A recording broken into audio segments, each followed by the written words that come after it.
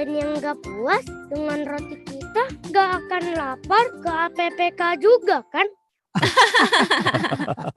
Sikapi uang dengan bijak.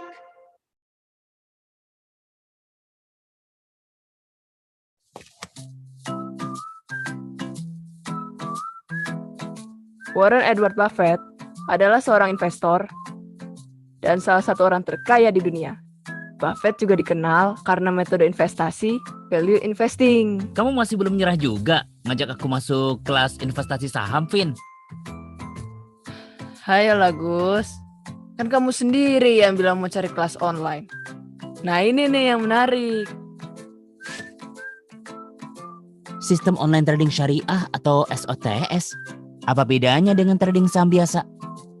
Aku juga belum tahu. Makanya, gimana kalau kita ikuti kelasnya?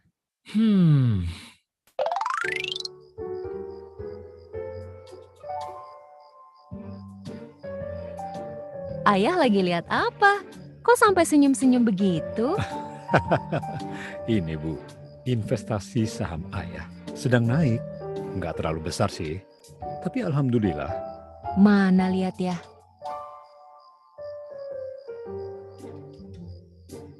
Wah, yang ini naiknya tinggi. Ayah dan ibu lagi ngomongin apa sih? Seru amat.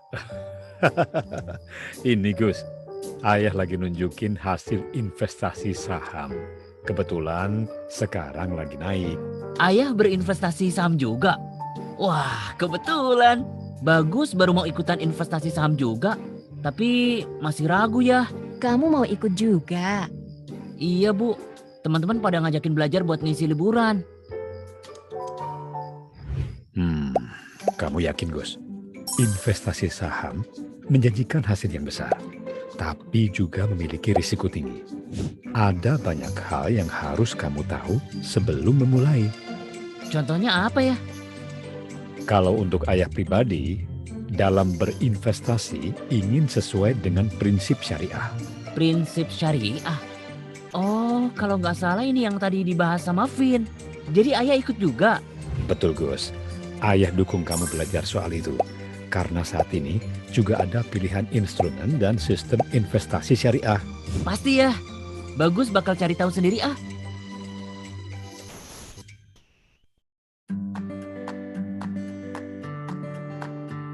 Sistem online trading syariah atau SOTS adalah sistem transaksi saham syariah secara online yang memenuhi prinsip-prinsip syariah di pasar modal.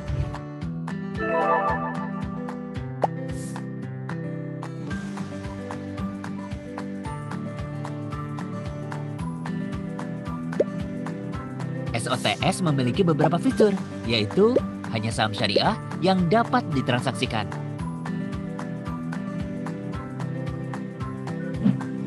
Transaksi beli saham syariah hanya dapat dilakukan secara tunai atau cash basis transaction, sehingga tidak boleh ada transaksi margin atau margin trading.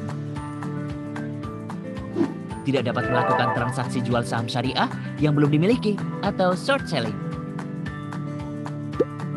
Laporan kepemilikan saham syariah dipisah dengan kepemilikan uang, sehingga saham syariah yang dimiliki tidak dihitung sebagai modal atau uang.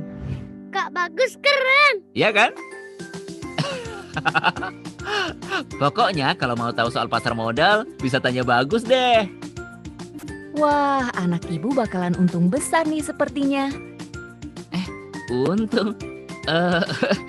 Kalau itu Di handphone Kak Bagus isinya merah-merah semua, Bu. Hus, nanti juga hijau lagi. Tungguin aja.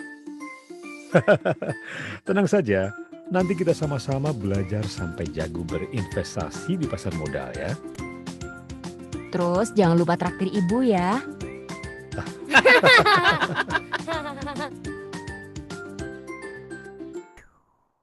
Sikapi uang dengan bijak. Welcome Gi. Halo Benny, Finally, lu mau juga ya belajar investasi Gi? pengennya sih gitu Ben, tapi gimana mau investasi, buat nabung aja gue susah. Tapi gue sering lihat lo jajan boba, beli minuman aneh-aneh, dan belanja online mulu Gi. Ya ini mah yang bikin lo gak bisa nabung. Duit lo abis tuh buat ngikutin lifestyle. Orang beli boba doang mah gak bakal bangkrut kali. Coba deh kita hitung. Sekali minum boba aja misalnya 20.000. Seminggu 5 kali deh minumnya. Jadi udah 100.000 deh tuh. Lah, sebulan jadi 400.000. Gi, sayang banget Gi, 400.000 itu duit loh, bukan daun. Belum ongkirnya, pakai ojol ada delivery fee 5.000 sekali kirim. Udah melayang deh tuh 500.000, outputnya di toilet lagi. Bener juga sih, tapi kayaknya nggak seberapa deh harganya. Sadly, sebagian anak muda sekarang secara sadar gak sadar, gaya hidupnya cuma ngikutin perkembangan lifestyle dan gak mikirin masa depan. Belanja online terus. Paket.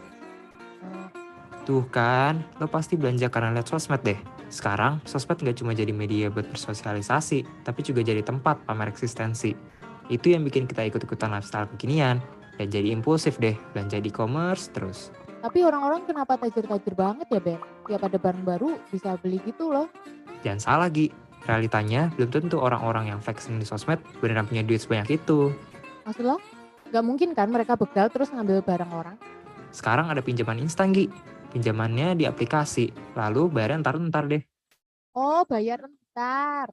Jadi sebenarnya kayak utang ya, tapi online. Bener, Gi. Kok tahu sih, Ben? Ya, dulu kan gue juga jadi korban lifestyle, Gi. Anak hype jaksel gitu. Tiap pulang kerja, nongkrongnya di Sena Party. Prinsip hidup gue udah foya-foya, tua masuk surga. Keren banget, Ben. Not cool lah. Bayarnya pakai kartu kredit, yang lunasinnya cicil pula. Tapi gue udah tobat, Gi. Soalnya waktu itu orang tua gue sakit dan gak bisa bantu apa-apa karena gak punya uang. Dari situ gue juga jadi mikir buat masa depan gue.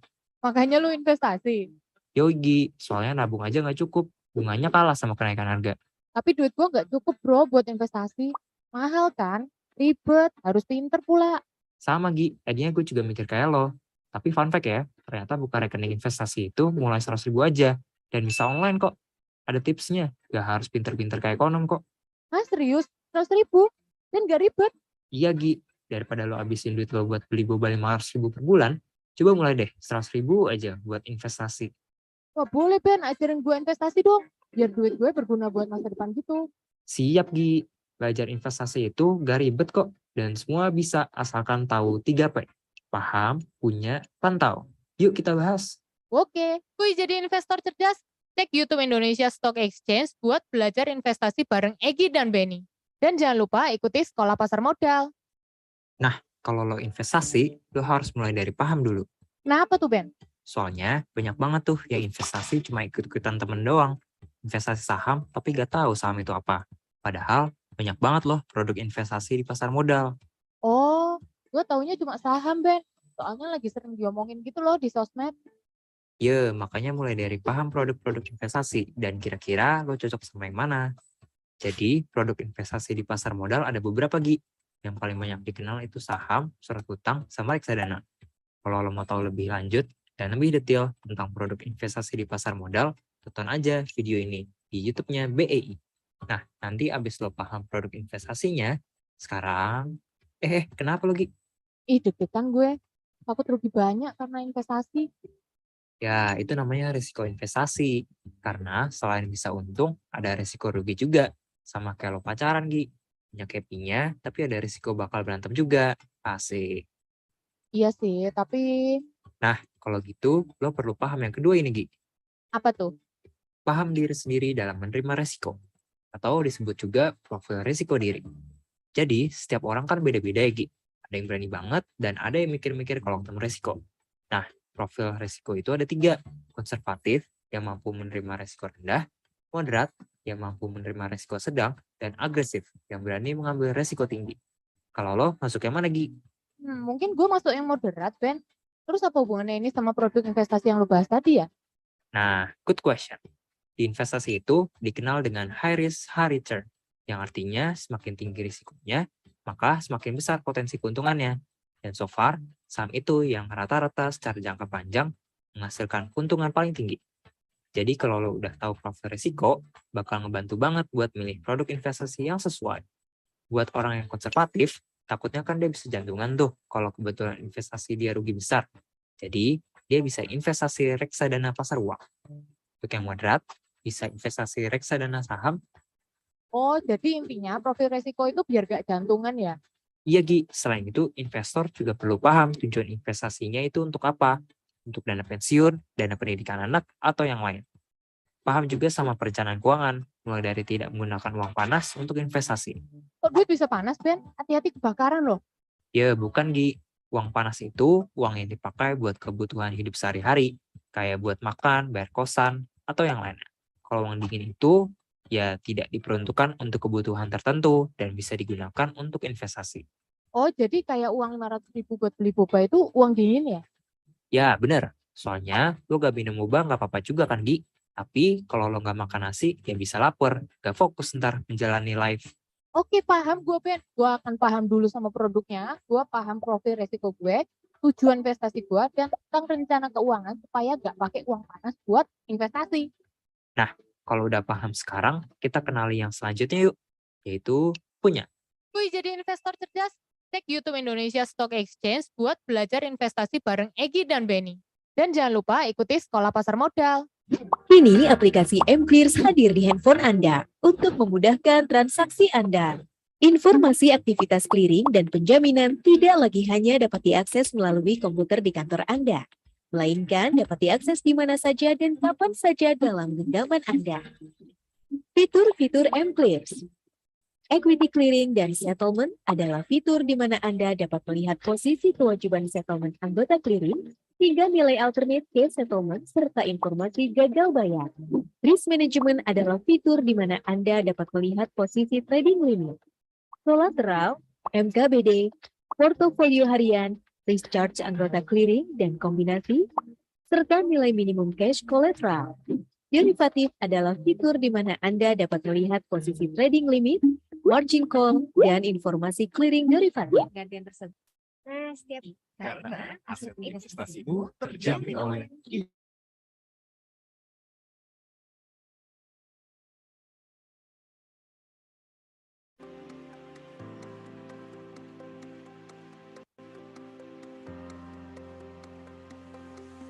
Untuk informasi lebih lanjut, silakan hubungi layanan pengaduan dan konsultasi pemodal Indonesia SIPF.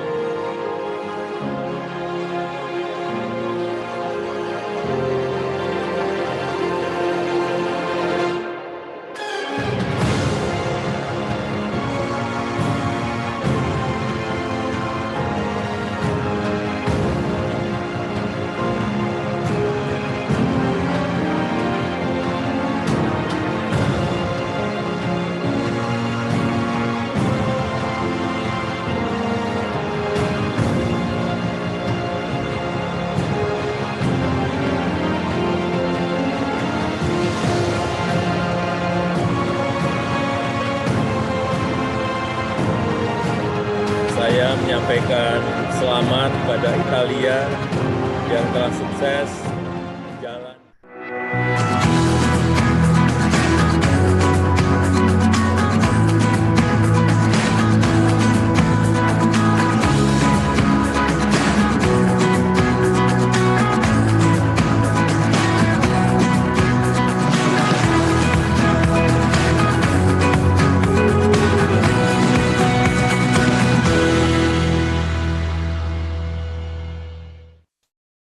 Bapak hadirin yang terhormat, sebelum event hari ini kita mulai, izinkan saya untuk menyampaikan beberapa informasi penting. Di antaranya adalah jika ingin bertanya sebelum sesi Q&A, Anda disilakan untuk menyampaikan pertanyaan tersebut melalui fitur chat.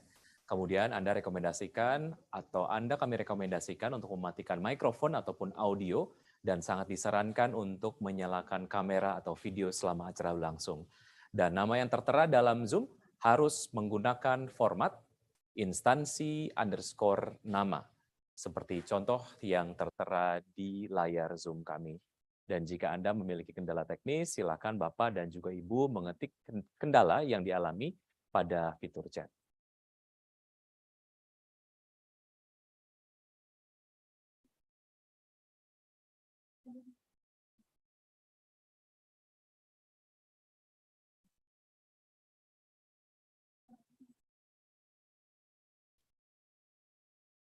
Kami kembali informasikan jika Anda ingin bertanya melalui fitur chat, kami persilakan jika pertanyaan yang Anda miliki Anda ingin sampaikan sebelum sesi Q&A dimulai. Dan kami rekomendasikan untuk mematikan mikrofon ataupun audio dan sangat disarankan untuk menyalakan kamera ataupun video selama acara berlangsung. Kemudian nama yang tertera dalam Zoom harus menggunakan format instansi underscore nama Bapak dan juga Ibu. Kemudian jika Anda memiliki kendala teknis, silakan Bapak dan juga Ibu ketik kendala tersebut ataupun sampaikan kendala tersebut yang dialami pada fitur chat.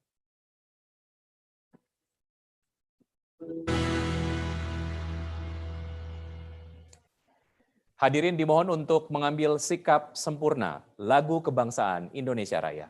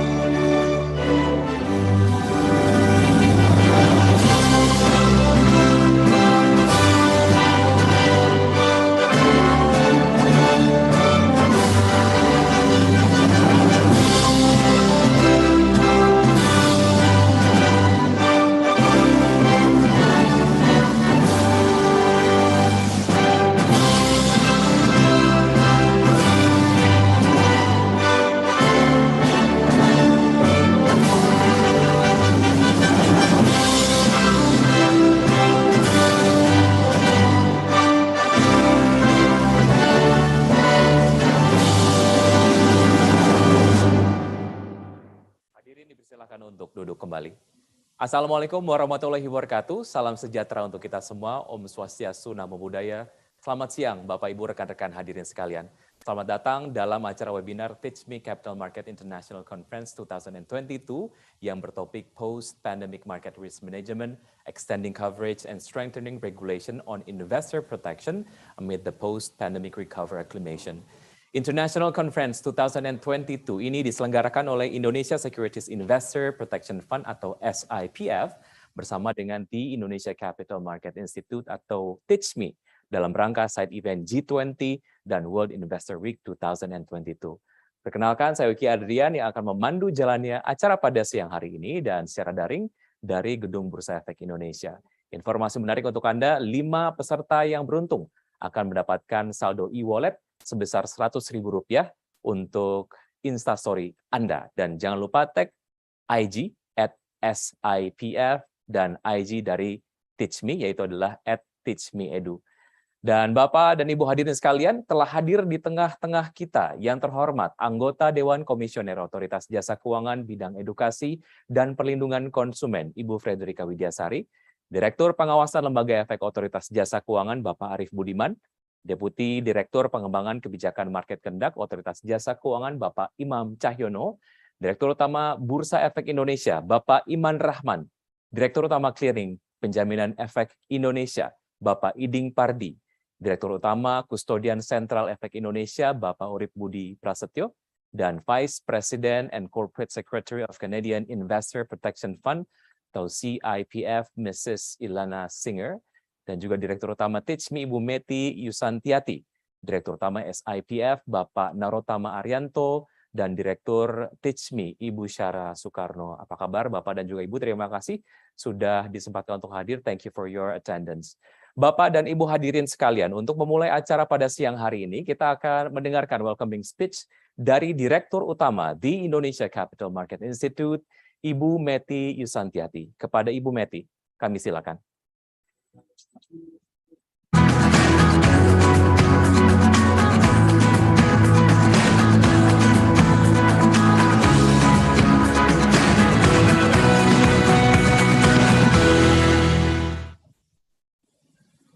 Assalamualaikum warahmatullahi wabarakatuh.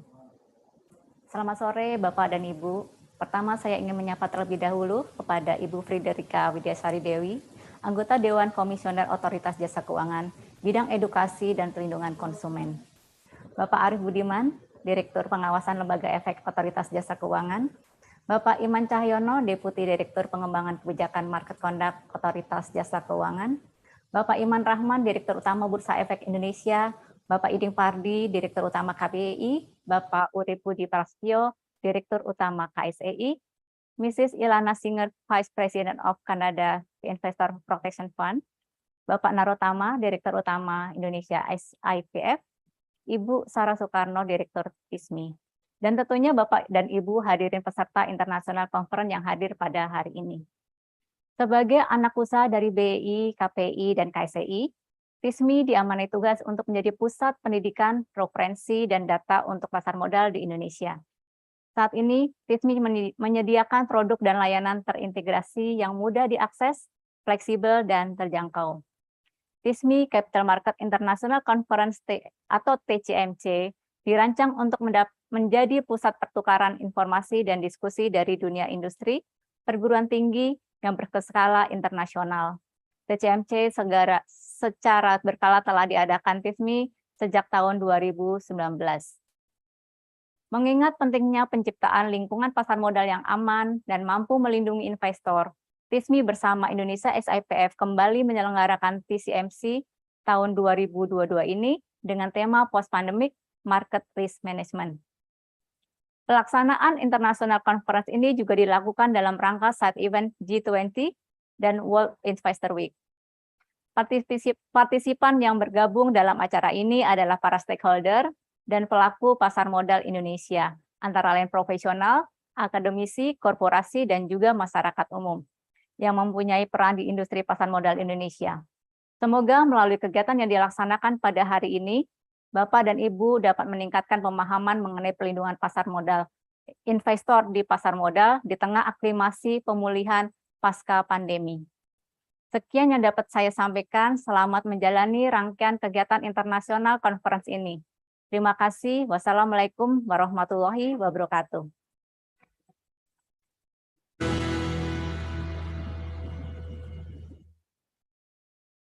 Baik, terima kasih kepada Ibu Meti atas welcoming speech yang sudah disampaikan. Dan selanjutnya kita akan dengarkan opening speech dari Direktur Utama PT Bursa Efek Indonesia kepada Bapak Iman Rahman. Kami silakan.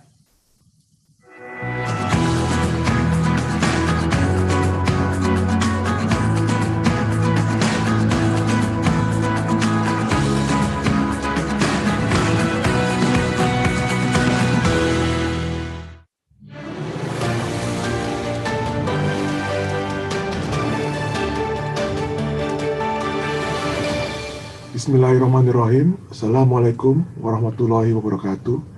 Selamat sore, salam sejahtera bagi kita semua.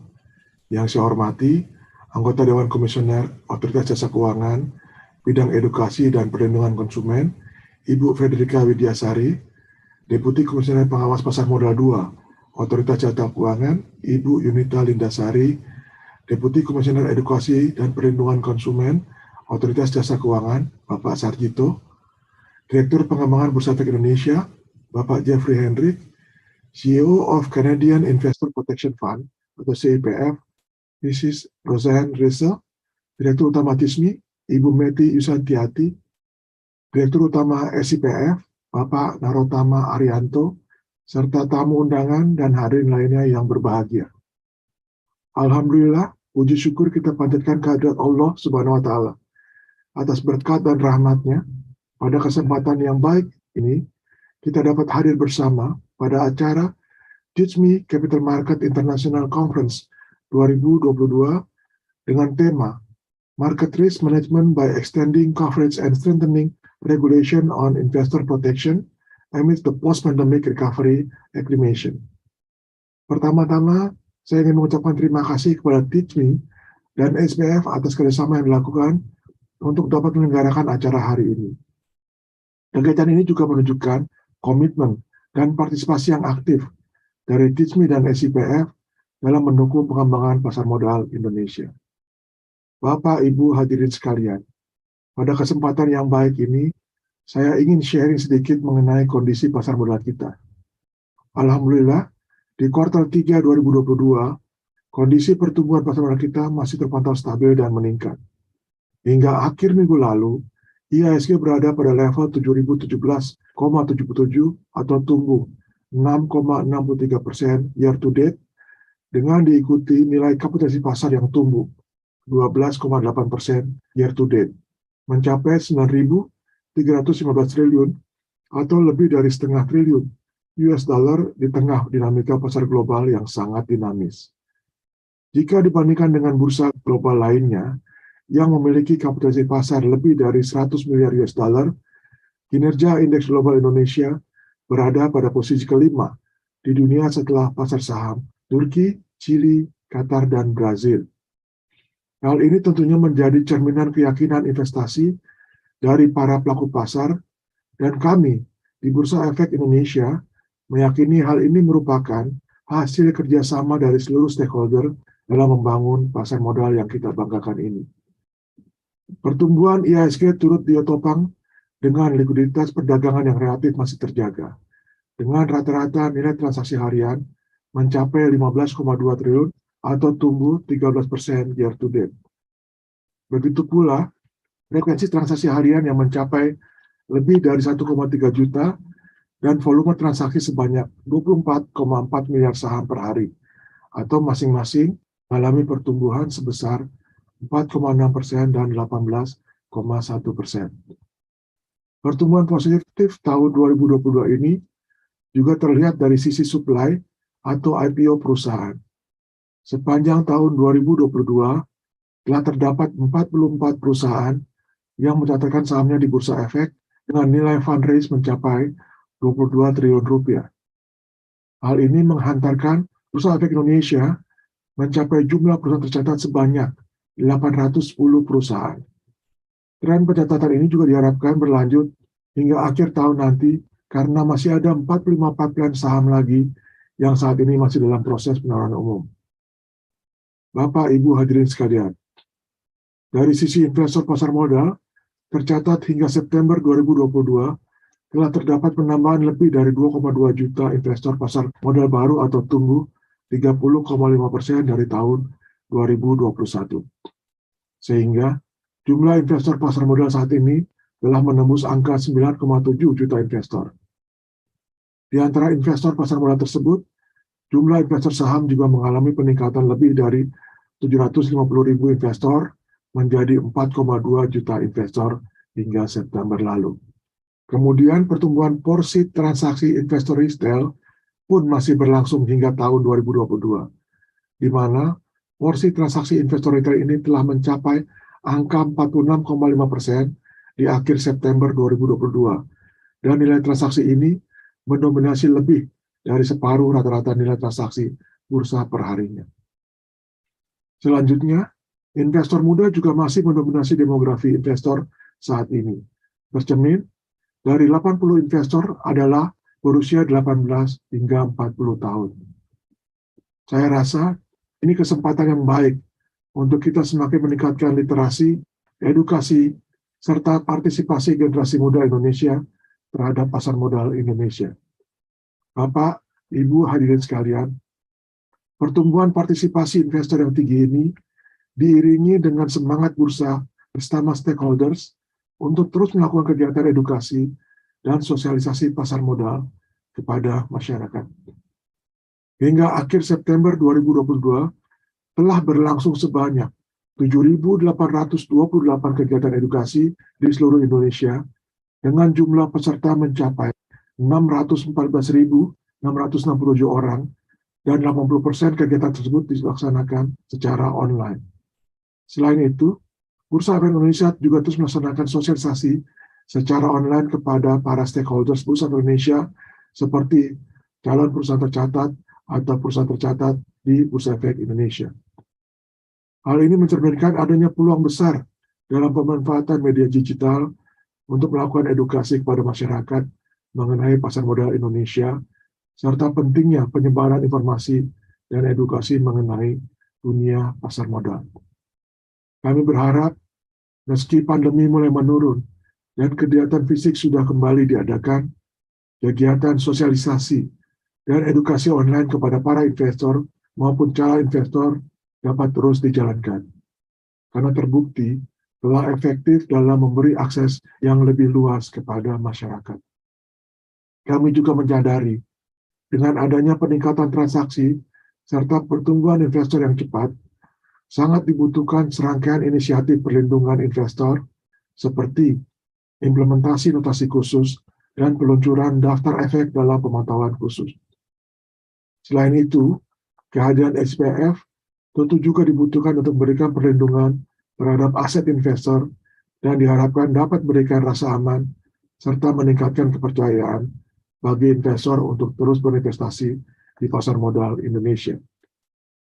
Bapak, Ibu hadirin sekalian, sebagai penutup, saya ingin memberikan apresiasi kepada semua pihak yang telah mendukung acara ini, terutama TICMI dan SIPF, dan juga semua partisipan yang hadir dalam kegiatan ini. Semoga kerjasama dan sinergi yang baik ini akan terus berlanjut di masa yang akan datang. Saya juga berharap konferensi ini dapat memberikan manfaat dan pengetahuan baru bagi seluruh peserta, sehingga dapat kita terapkan dalam mendukung perkembangan pasar modal kita ke depan. Mungkin ini yang dapat saya sampaikan. Tetap jaga kesehatan, dan semoga kita semua diberi kemudahan, serta segala upaya kita diridhoi oleh Allah Subhanahu wa Ta'ala. Terima kasih. Wassalamualaikum warahmatullahi wabarakatuh.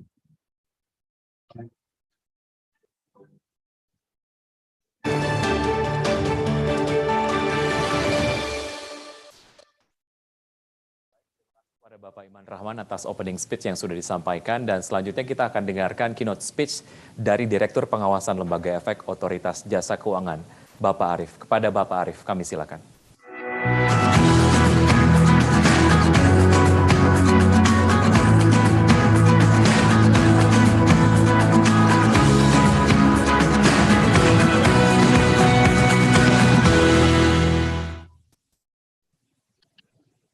Bismillahirrahmanirrahim. Assalamualaikum warahmatullahi wabarakatuh. Mohon izin, saya akan membawakan speech dalam bahasa Inggris. Good afternoon, yang saya hormati, Her Excellencies, Ibu Dr. Frederica Widyasari, Member of the Board of Commissioners of the Indonesia Financial Services Authority, and distinguished speakers, Bapak Narotama Arianto, President Director of SIPF, Ms. Ilana Singer, Vice President and Corporate Secretary of the Canadian Investor Protection Fund, Bapak Iman Cahyono, Deputy Director of Market Conduct Policy Department, Ibu Sarah Sukarno, Director of TCMI, also as moderator in this conference, and honorable participants, Bapak Iman Rahman, President Director of Indonesia Stock Exchange, and Ibu Meti Sandiati, President Director of the Indonesia Capital Market Institute, Bapak Ibin Pardi, Director of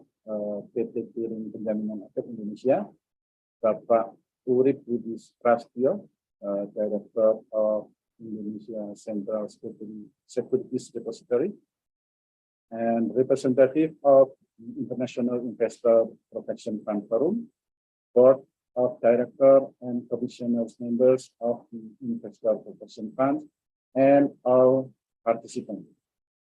Ladies and gentlemen, first of all, alhamdulillah, let us together say thanks and gratitude to God who has given us the best health for us. So on this day, we are still be able to attend the 2022 TICMI Capital Market International Conference concerning market risk management by extending coverage and strengthening regulation on investor protection amid the post-pandemic recovery mission. On behalf of Chief Executive of the Capital Market Supervisory of the Indonesia Financial Services Authority, I'm delighted to be here, and I would like to thank to the Indonesian Securities Investor Protection Funds and the Indonesia Capital Market Institute, which regularly organize international conference. I would like also to extend my sincere gratitude and appreciation to the Canadian Investor Protection Fund for its support and participant in this conference. Honorable ladies and gentlemen, as you may know, in response to the COVID-19 pandemic in the year 2020, OJK together with IDX as the SRO has issued some policies in capital market to maintain market stability, such as asymmetric rejection and more stringent safety filter in stock market, and also provide relaxation such as extending reporting period for issues of public companies and financial service institutions in capital market in order to support operational sustainability. On the other hand, OJK continues to improve market resilience by implementing market deepening program.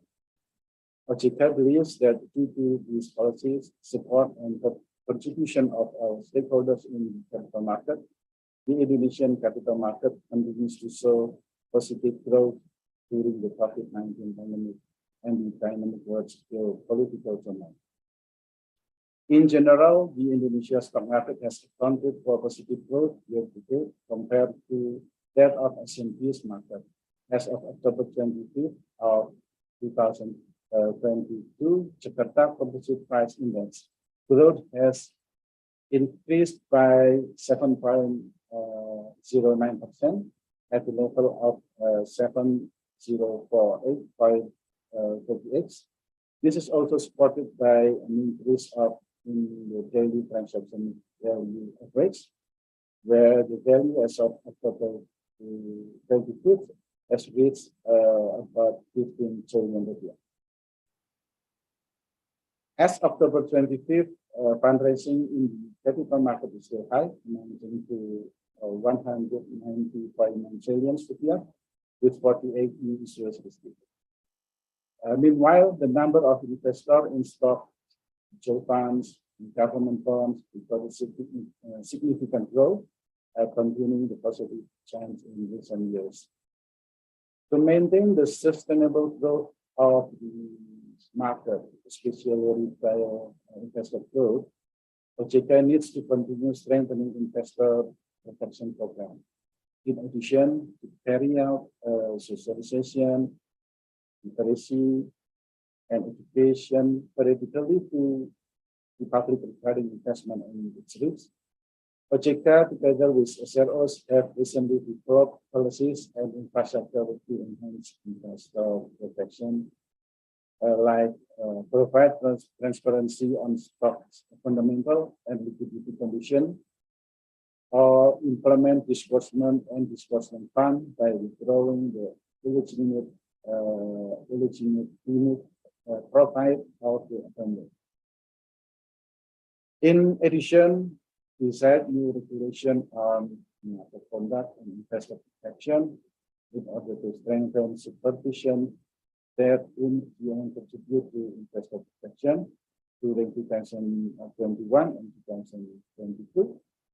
OJK has issued several regulations, including Financial Service Authority Regulation number 23, 2021, concerning and follow-up supervision in capital market, and Financial Services Authority Circular number 6, 2022, concerning the assessment of main parties of securities companies conducting business activities as underwriters and broker-dealers.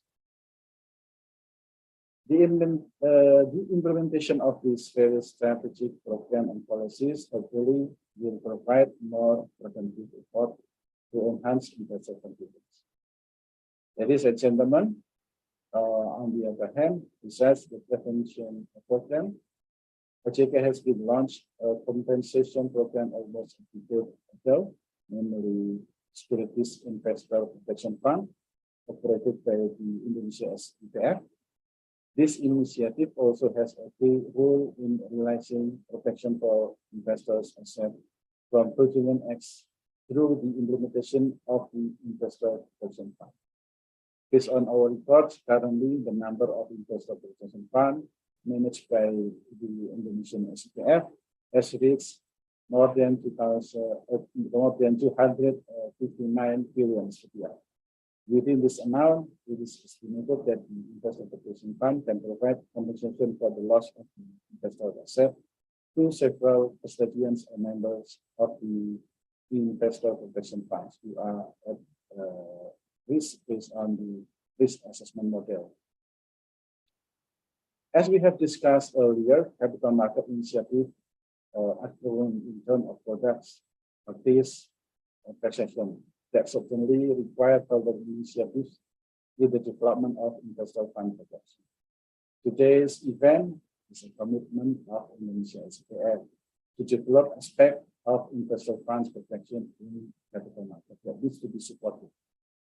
Considering that the collaboration between Indonesia SIPF and CIPF Canada is a combination of the synergy that have been formed between well-established investor protection fund institution and needs to be improved to get an overview and experiences in strengthening investor protection. Once again, I would like to express my gratitude to Indonesia SPF and TICMI and also CIPF who have held a conference with experienced and competent speakers in the field of consumer protection. I hope that this event will continue to be held regularly with various theme activities, especially focused on raising investor protection. Finally, I would like to congratulate to all participants here. Hopefully, we can benefit from this conference. Today, to all of us, thank you. Terima kasih. Selamat mengikuti conference untuk Bapak Ibu peserta konferensi pada siang hari ini. Terima kasih. Assalamualaikum warahmatullahi wabarakatuh.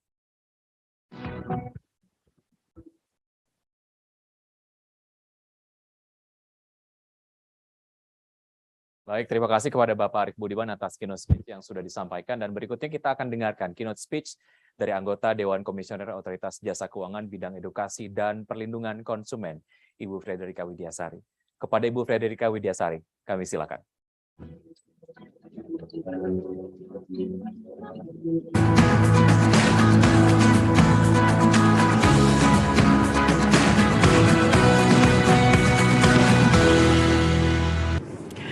Your Excellency, Mrs. Ilana Singer from Canadian Investor Protection Fund, Deputy Commissioner for Capital Market Supervision OJK, Ibu Yunita Lindasari, President Director of the Indonesia Stock Exchange, Bapak Iman Rahman, Deputy Director for Market Conduct Supervision OJK, Bapak Imam Cahyono, President Director of the Indonesia Capital Market Institute, Ibu Meti Yusantiati, President Director of the Indonesia Securities Investor Protection Fund, Bapak Narotama Arianto, distinguished ladies, gentlemen, and all participants. Assalamualaikum warahmatullahi wabarakatuh.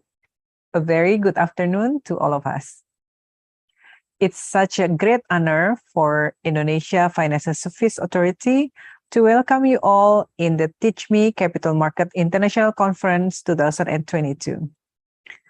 Ladies and gentlemen, I also would like to appreciate the Indonesia Securities Investor Protection Fund and the Indonesia Capital Market Institute for their collaborative work to make this event a successful one. And also, I would like to appreciate all the speakers and participants for sharing their views, especially our colleague from CIPF and welcome to all participants for joining this event. Honorable guests, ladies and gentlemen, as we are all aware that COVID-19 pandemic has been affecting all aspects in our life, including the global and domestic economy, with no exception to the capital market industry. We realize that the pandemic is not over. However, the progress is real. Domestic case for COVID-19 has been continuing to the downward trend. GCI also show a good sign, which become one of the market indexes that recorded positive result during 2022. However, now we are facing global economic turbulence. Supply disruption has triggered an inflation hikes in various countries. Consequently, this will drive global monetary policy tightening, causing global financial market volatility, capital outflows, weakening exchange rate, and a spike in the cost of funds. To overcome this challenge, Indonesia government has issued various initiatives in overcoming scaring effect to create an inclusive and sustainable foundation for growth. I personally believe one ingredient to maintain investor confidence in our capital market and accelerate our economy in this difficult time is a strong consumer protection framework. It is widely believed that the failures of financial customer protection has become the main drivers in the 2008 global financial crisis. Honorable guests, ladies and gentlemen, the importance of customer protection for strengthening financial stability and inclusive development is globally acknowledged. At their summit in 2011, G20 leaders endorsed the high-level principle of financial customer protection and pursue a full application of these principles. Indeed, improving financial customer protection has been a policy priority in many countries and has become a global movement. OJK put financial customer protection program, including investor protection, as our top priority policy. OJK, together with other stakeholders, will continue to improve the protection of capital market investors through 3 initiatives that has been and will continue to be carried out. First, we are committed to accelerate capital market education program. In addition to the face-to-face educational method, we developed a financial literacy massive open online course on learning management system. We also conducted LIKIT, Literasi Keuangan Indonesia Terkini, as a financial deepening program in collaboration with the Ministry of Finance, the Central Bank of Indonesia, and the Deposit Insurance Corporation. In addition, we also participate in the World Investor Week campaign, which is carried out by the International Organization of Securities Commission, or IOSCO. Our second initiative is to strengthen policy and infrastructures for protecting capital market investors. We have demonstrated a strong focus on consumer protection by issuing the Financial Consumer Protection Regulation as the first OJK regulation and revised in the early of this year. To complete investor protection framework in the Indonesia capital market industry is the development of Indonesia Securities Investor Protection Fund, or Indonesia SIPF. For more than 9 years, Indonesia SIPF has transformed into respected institution and gradually obtained investors' trust. I witnessed that Indonesia SIPF has been contributing a lot in various financial education activities. Hopefully, Indonesia SIPF will build more and more reliable and trustworthy protection for stakeholders by providing complete protection for Indonesia investors. And the third initiative, OJK will continue to carry out supervisory action and law enforcement for violation of regulation in the capital market sector. To support this, we have made it easier for investors to access questions and submit complaints in order to maintain trust and confidence in Indonesia capital market. In this regard, OJK has developed the contact center of 157 and the Consumer Protection Portal application, or APPK. This is very easy for all investors in Indonesia to use this and will be reviewed by us and also connected directly to the industry or company that they're complaining. So with this various initiative, we hope that capital market investors in Indonesia will be more protected, more confident, and more comfortable in investing in Indonesia capital market. By this, we really hope that Indonesia capital market will be growing more and more and to be able to support the growth of Indonesia economic even further. Honorable guests, ladies and gentlemen, I strongly believe that today's seminar is very important as our joint effort to raise national awareness on the importance of investor protection to boost investor confidence and become one of the important milestones in strengthening investor protection in Indonesia. With a high expectation and confidence, our financial service industry will grow stronger and stable in the long run. Before I complete my remarks, I would like to convey my sincere gratitude to all of you who have dedicated your valuable time with us today. I hope this seminar will be beneficial and will leave its footprints clearly on the road toward a strong and prosperous financial system and economy in the future. So thank you very much.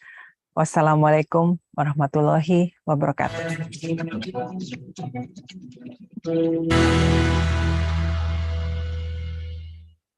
Ya, terima kasih kepada Ibu Frederika Widiasari atas keynote speech yang sudah disampaikan. Bapak dan Ibu hadirin sekalian, sebelum masuk kepada inti acara pada hari ini, mohon kesediaan Bapak dan juga Ibu untuk mengaktifkan kamera sejenak untuk bersama-sama kita akan melakukan foto bersama. Nah, untuk foto yang pertama, kami mohon kesediaan Bapak Arif, kemudian Bapak Imam Cahyono, Bapak Iman Rahman, Ibu Meti Yusantiati, Bapak Narotama Arianto, kemudian Ibu Syara Soekarno, and of course Mrs. Ilana Singer to turn on the camera. Dan saya akan hitung mundur dari 3. 3, 2, 1. One more time. 3, 2, 1. Baik, Bapak dan juga Ibu, terima kasih atas kesediaannya untuk melakukan foto bersama. Dan untuk sesi foto selanjutnya, untuk para peserta, mohon mengaktifkan kamera Bapak dan juga Ibu hadirin sekalian, agar kita dapat bersama-sama mengabadikan momen kali ini. Saya akan hitung mundur. 3, 2, 1. Baik, sekali lagi ya. 3, 2, 1.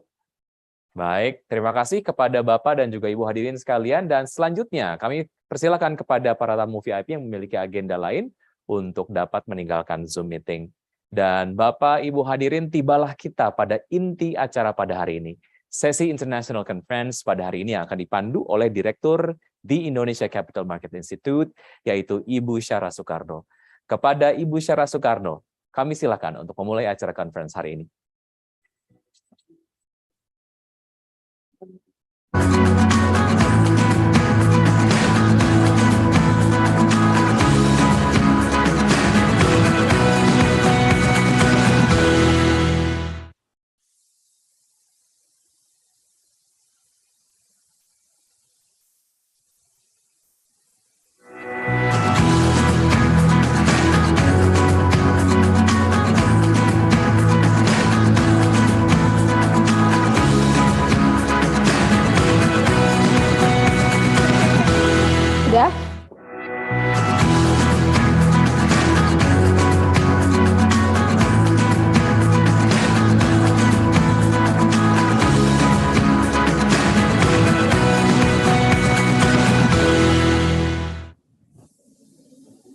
Thank you for the kind introduction, Mas Wiki. Our distinguished guests, Ibu Frederika Widiasari, member of the Board of Commissioners for Education and Consumer Protection of Indonesia Financial Services Authority, or OJK, Bapak Arif Budiman, Director Securities Institution Supervision of Indonesia Financial Services Authority, Bapak dan Ibu dari Otoritas Jasa Keuangan yang saya hormati, Bapak Iman Rahman, Chairman of the Indonesia Stock Exchange, Bapak Ibu Direktur Self-Regulatory Organization from IDX, KPI, dan KSCI, dan anak perusahaan yang saya hormati, Ibu Meti Yusantiati, President Director of the Indonesia Capital Market Institute, TICMI. Our honorable speakers, Mrs. Ileana Singer, Vice President and Corporate Secretary for the Canadian Investor Protection Fund, Mr. Imam Cahyono, currently Deputy Director of Market Conduct Policy Development, Indonesia Financial Services Authority, or OJK, Mr. Narotama Arianto, President Director of Indonesia Securities Investor Protection Fund, or ISPF. And all respectable participants, good afternoon. Assalamualaikum warahmatullahi wabarakatuh. Thank you for joining us today and welcome everyone. I am Shara Sukarno, Director of the Indonesia Capital Market Institute, or TICMI. It is my pleasure to be your moderator for today in this event, TICMI's Capital Market International Conference 2022, in collaboration with OJK and Indonesia SIPF. Post-pandemic market risk management. Discussions, papers, and interest has been around for quite some time now, across industries and across the globe. This conference will be highlighting on investor protection as an element of market risk management. We will discuss extending coverage and strengthening regulation on investor protection in this post-pandemic recovery landscape. A very important matter for all investors and market players to gain insights for sure. Many here would agree it is an exciting topic to probe and explore. It relates to protection for our investors and positive impact for our market. Ladies and gentlemen, my distinguished guests and speakers, we will have 3 presentations in this conference. The first will be Ibu Ilana Singer, Vice President and Corporate Secretary at the Canadian Investor Protection Fund, or CIPF, who is joining us from Canada. She will be providing us with an introduction to CIPF as well as Investor Protection Scheme in Canada. The second presentation is from Bapak Imam Cahyono, Deputy Director of Market Conduct, Policy Development, Indonesia Financial Services Authority, or OJK, on the topic of Indonesia Capital Market Investor Protection Mechanism. The third presentation is from Bapak Narotama Arianto, President Director of Indonesia SIPF, who will introduce us to Indonesia's SIPF and talk about Indonesia's Investor Protection Fund Strategic Plan Update and how Indonesia SIPF dealt with pandemic and activities post-pandemic. Before we start, ladies and gentlemen, I would like to remind all participants that if you have any questions, please type them in the chat box, and we will have Q&A session at the end of all presentations. And I will select a few questions and try and bring them up and wrap up in the final session. Ladies and gentlemen, it is my honor to introduce you to our first guest speaker, Ms. Ilana Singer. Ilana Singer is Vice President and Corporate Secretary at the Canadian Investor Protection Fund. She is a member of the senior management team at CIPF and leads the team responsible for CIPF's communication, coverage, and corporate secretarial functions. She has been appointed as chair of the Ontario Securities Commission Investor Advisory Panel effective November 2022 and is also a member of the Northwind Retail Investor Forum Steering Committee. Ms. Singer is past chair for the Toronto Centre Securities Advisory Board and has been multilingual Toronto Centre Program Leader since 2005. Ilana advises to the International Monetary Fund and the World Bank bilingually on securities matters, including crisis management and establishment of customer protection funds. Prior to her role at CIPF, Ms. Singer served as Chief Operating Officer and Deputy Director at the Canadian Foundation of Advancement for Investor Rights, or FAIR Canada. She has represented FAIR Canada on the Investor Education Council, and on behalf of FAIR Canada, presented and participated in meetings of international organizations and securities commissions, or IOSCO. Without further ado, I would like to welcome Ms. Ilana Singer. Thank you so much for that kind introduction.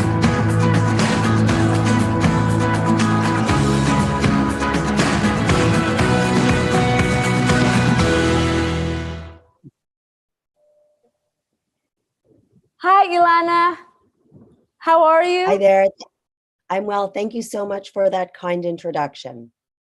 Thank you. It's a great honor to have you presenting in this conference this afternoon in Jakarta. I would probably think that it's early morning there in Canada, is it? It is. I joined at 4:15 in the morning. And I apologize. I have a bit of a sore throat, so my voice is not as it usually is, but it will be fine. I'm Yes, able to it's quite speak. clear from here. Wonderful. Okay, terrific. So would you like me to get started? Yes, you Or- have the next 30 minutes, Ms. Ilana, to deliver your presentation. The time is yours. Thank you so much. I don't think I'll take up the full 30 minutes. However, I think there is time allotted at the end for questions, so I appreciate that. Also wanted to warmly thank the hosts and the organizers of this conference. I think it's off to an excellent start. And as you would have heard from my involvement in the area of investors and investor protection and education, I am personally a strong believer in this area. And now I work, as was noted during the introductory remarks, as Vice President and Corporate Secretary at the Canadian Investor Protection Fund. We have had collaboration with the Indonesian Compensation Fund and, over the last few years. And as was noted in a prior introductory point, the Indonesian Protection Fund has really grown, I'd say, in size and in reputation over the last several years. So I really am delighted that we have the opportunity to collaborate with them, both informally and more formally. And we want to thank them and the whole conference, including the Indonesian Capital Markets Institute and the Stock Exchange, as well as the regulator and the Compensation Fund for their hosting of this conference and for inviting me to speak. I appreciate it. It sounds like you're off to a really good start with respect to focusing on the investor sort of week hosted and organized by IOSCO. And I think it's really terrific that we're talking about post-pandemic recovery and about consumer protection in all of that context. Next slide, please. And we're going to get started with a quick overview of what I'm going to cover over the next 30 minutes or so. And as was noted, if you have any questions, please do type them in the chat. And that chat function is being monitored, and we will deal with the questions at the end. So I'm going to cover, first of all, CIPF's role. And as I mentioned at the outset, CIPF stands for Canadian Investor Protection Fund. Second point, I'm going to speak about the merger initiative that's currently underway between CIPF, which relates to investment dealers in Canada, and the Mutual Fund Dealers Association Investor Protection Corporation, also known as MFDA IPC. There's currently a merger underway to merge these two funds. Third point, I will provide an update on the COVID-19 pandemic and tying that in with one of the key themes of your conference today. And then finally, and fourth, looking forward on stakeholder outreach initiatives and communications that we have been undertaking. Next slide, please.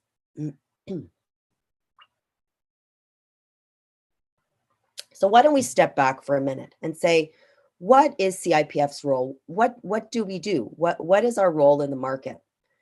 What we do, simply put, is we cover missing property that is held by a member firm when a firm becomes insolvent. That means in practice that a firm has too many liabilities and not enough assets. What is missing property? And let me just pause for a moment. The trigger always needs to be the insolvency of the firm. That means the firm needs to fail in order for CIPF to become involved. The client should have had certain property at the date of insolvency of the firm. And if the client does not have that property at the date of insolvency, we are committed to returning that missing property. That property can include, as is outlined on this slide, cash, securities, futures contracts, and segregated insurance funds. And this would have been property, as I said, held by a member firm on a behalf of a client that is not returned to the client following the firm's insolvency, but that should have been in the client's account at the date that the firm became insolvent. Next slide, please. So one way that we try to kind of simplify our role when we're looking at whether or not a loss that is sustained by a client would be eligible for coverage. That means, would that client be able to claim for the loss that they sustained? We look at three things. First of all, is the client an eligible customer? That is, not a director of the firm or an individual who contributed to the insolvency of the member firm. What's the rationale behind that? The reason is, if you contributed, for example, to the insolvency of the firm, there's a certain unfairness to being able to claim for a loss that resulted from the firm becoming insolvent. That's part of the rationale for not that particular client not being eligible for compensation.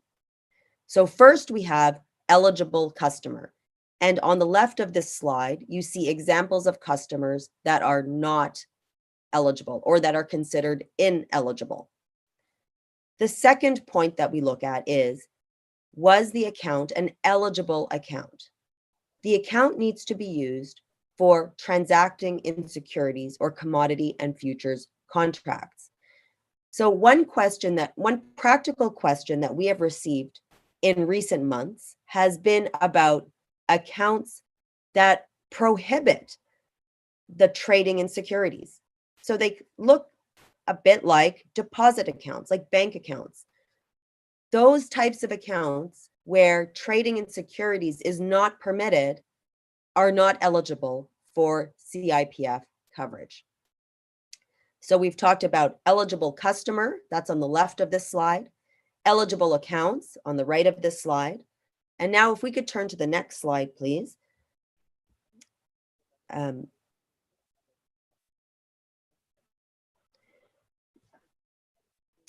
The third point is about eligible assets, which we already covered, which is securities and cash. So the 3 points: eligible customer, eligible account, and eligible assets. This is all relevant in the context of this slide, which is about how we call ourselves the IPFs. So that's what it says in the title of the slide, Investor Protection Fund, that's the IPF.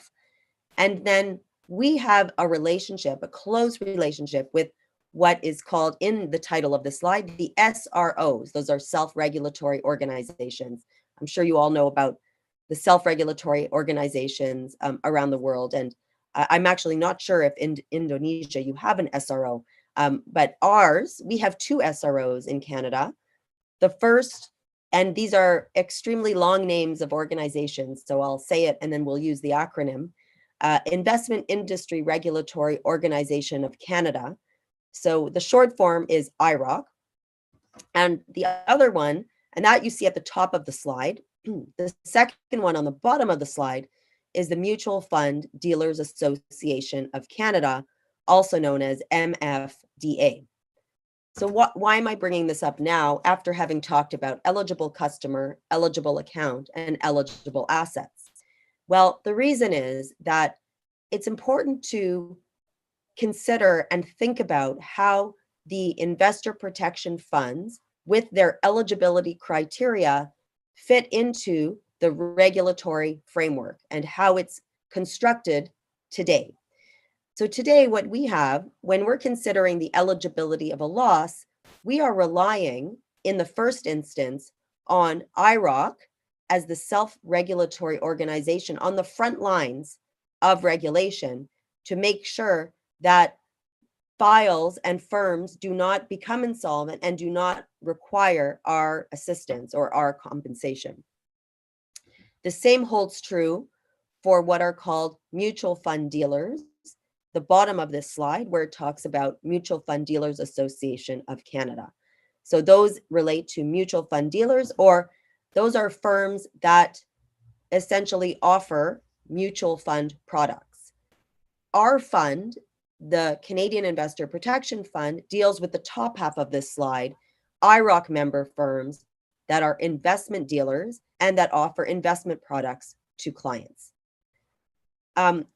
Stepping back and in a broader perspective, the reason that I'm even discussing any of this is because of the fact that we are in the process of merging. And so we are going to be merging the two SROs, IIROC and MFDA, as well as the two IPFs, CIPF and the MFDA IPC. Now, in the middle of this slide, you see another acronym, CSA. What's the CSA? Those three letters represent the Canadian Securities Administrators. That is an umbrella organization that represents all 13 provincial and territorial securities commissions across Canada. So you might have seen on a map or even visited Canada in the past. We are a very large country. We have a lot of time zones, even from west to east. I'm in the Eastern time zone, so it's 5 o'clock in the morning here. But if you were talking to someone in Vancouver on the west coast of Canada today, they would unfortunately have to join at 2 o'clock in the morning their time, because we have a lot of time difference. It's a very sort of wide and vast country. I mention that because we have what's called we have a federal structure, and the provinces and territories across Canada each have their own securities commission. Therefore, we at CIPF have approval orders with each of the commissions across Canada. That's 13. And that is how we're overseen by the securities commissions. We have certain rights and obligations under those approval orders. In addition to that, between CIPF and IIROC, as you can see on this slide, we have what's called an industry agreement that we've entered into. That industry agreement outlines the rights and obligations between the two organizations. For example, under that industry agreement, IIROC is required to notify CIPF when there is an issue with respect to a firm. For example, a firm is in financial difficulty, and that could lead to some funds being required from CIPF. It is important for us to have this agreement in place so that we can rely. Sorry, I see something in the chat, so I'm going to not be distracted by that. So that we can rely on the frontline regulation of the SRO or IIROC, as noted in this slide. Next slide, please. And as I mentioned earlier, we are in the process of merging with the MFDA IPC. And so this slide shows in a diagram format how the world of the both SROs and the investor protection funds will look after the merger. So as you can see on this slide, the Canadian Securities Administrators, or the CSA, will continue to oversee the self-regulatory organization, which is going to be called, at least in the interim, the new SRO, or the new self-regulatory organization. It will also oversee the new Investor Protection Fund. So happily for us, we have decided, together with our boards of directors, both the board of directors of CIPF and the board of directors of the Mutual Fund Dealers Association Investor Protection Corporation, we have determined that we will retain our name. So the new IPF is going to be called CIPF. So we sometimes have difficulty when we're speaking about this. We have to call it the new CIPF as opposed to the old CIPF. However, suffice it to say, it will be easier on many fronts because we'll be retaining our name. What are some of the differences? What are some of the similarities? Our coverage will remain the same. essentially, except we will have an explicit carve out for crypto assets. And that is consistent with what we have been, or what our position has been, in practice, and what we have communicated to the market and to regulators. So that is going to be explicitly within our coverage policy. And in addition to that, we are going to be maintaining 2 pools of funds, at least in the beginning. And those pools of funds will be in relation to investment dealers, dual licensed dealers. And dual licensed means they're licensed as both mutual fund dealers and also as investment dealers, and as well for mutual fund dealers. What you can see on this slide is that there is also going to be what's called a new SRO, as I noted, and that new SRO, similar to the new IPF, is going to be focusing and regulating and supervising investment dealers, mutual fund dealers, and dual licensed dealers. We at CIPF will continue to protect eligible customers of investment dealers, dual license dealers, and mutual fund dealers. It is a new world for us, though, in the sense that we have always maintained one pool of resources and therefore one fund. We are moving into a world of maintaining 2 funds, at least in the short term or the medium term, and eventually it may come to pass that we merge the funds, but that is still something that is into the future. Next slide, please. And so the merger transaction is on track for a completion date of December 31. One question you might have in your minds is, why are the 2 organizations, why are the 2 funds merging?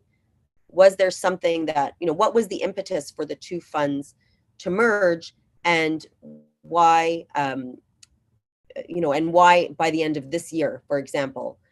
And the answer to that is that the Canadian Securities Administrators is overseeing this initiative, and they have really been focusing and have provided the impetus for this initiative to take place this year, and for it to occur and to close by the end of this calendar year. And so that is the rationale and the reason for it happening this year. We have had a really collaborative relationship with the organization that we're merging with. For those of you in the audience who have gone through mergers in your careers, you know that they can, be a little bit tricky sometimes. In our case, it has been, I would say, fairly positive, because we have on the board level a very positive working relationship from board to board. So that's very helpful. And in the new CIPF world, we are going to be merging the 2 boards. So we have 10 members on our board. The IPC, MFDA IPC board has 5 members. We are merging the boards, so we will have 15 board members starting on January 1st, 2023. And eventually, with regular attrition of board members and term limits ending, our board will eventually come down to its more regular size of 10 to 12. On the staff level, so that's at the board level, and then on the staff level, we are an organization of 26 individuals. The MFDA IPC has 1.5 individuals, and they're on contract. And so we have had a good working relationship with those individuals, and it has been, I'd say, quite positive. So I'm, quite pleased about that personally. With respect to the new IPF CEO, that will be announced in December of this year, and we will certainly keep our colleagues up to date on that, our colleagues that we normally stay in touch with in Indonesia. And we will, of course, be delighted to introduce you to that individual when they come on board. Next slide, please. And then, the final points that I'll make on with respect to the merger initiative relates to the disclosure policy. I've already touched on the coverage policy, where there will be a specific exclusion for crypto assets. With respect to the disclosure policy, what we have, I'll step back for a moment and explain the disclosure policy and what the purpose of it is. What we've done, and this hasn't always been the case, the disclosure policy has not been in place since the time that we were created over 50 years ago. It was created at a certain point about, I think, 15 to 20 years ago, in order to align or to be consistent with the SRO, which had in its regulations a disclosure policy. So what is a disclosure policy? It's the policy that dictates and provides information to our member firms about what is it that they should be disclosing about membership in CIPF. And to that end, it essentially talks about the types of logos and font sizes, etc., that are allowed to be used when disclosing about CIPF. And in addition, the prohibition against having anything out in the public domain, including on websites, account statements, or any other type of communication to investors or to the public that could be misleading. So for example, we have certain firms that engage in investment types of activities and also, for example, insurance activities or other activities that are not covered by CIPF. So any disclosure about CIPF should really be only in relation to those activities that are covered by CIPF. Our logo, I mentioned earlier that our name will remain the same. Our logo will change. It's going to be incorporating some aspects and elements of the MFDA IPC logo, including a maple leaf, which, as some of you know, is a very Canadian symbol. And one last thing I'll mention, which is a more foundational point that I think is important. Similar to the current CIPF situation, the new IPF, or in the new IPF, any member or any firm that is a member of the new SRO is automatically a member of the new IPF. There's no separate application process. There are fees that need to be paid that are separate. So those are new IPF fees. However, there is no specific application process necessary to become a member of either CIPF now or of the new IPF in the future. Next slide, please. I know that the theme of your conference today, this afternoon, is in part about post-pandemic recovery and looking ahead into the future. So I'll give you a short background about the pandemic, CIPF, and then looking ahead, what we are expecting in the future. With respect to 2020, as was noted in several of the opening remarks, like the rest of the world, Canada shut down in March of 2020, and at CIPF, we implemented our business continuity plan.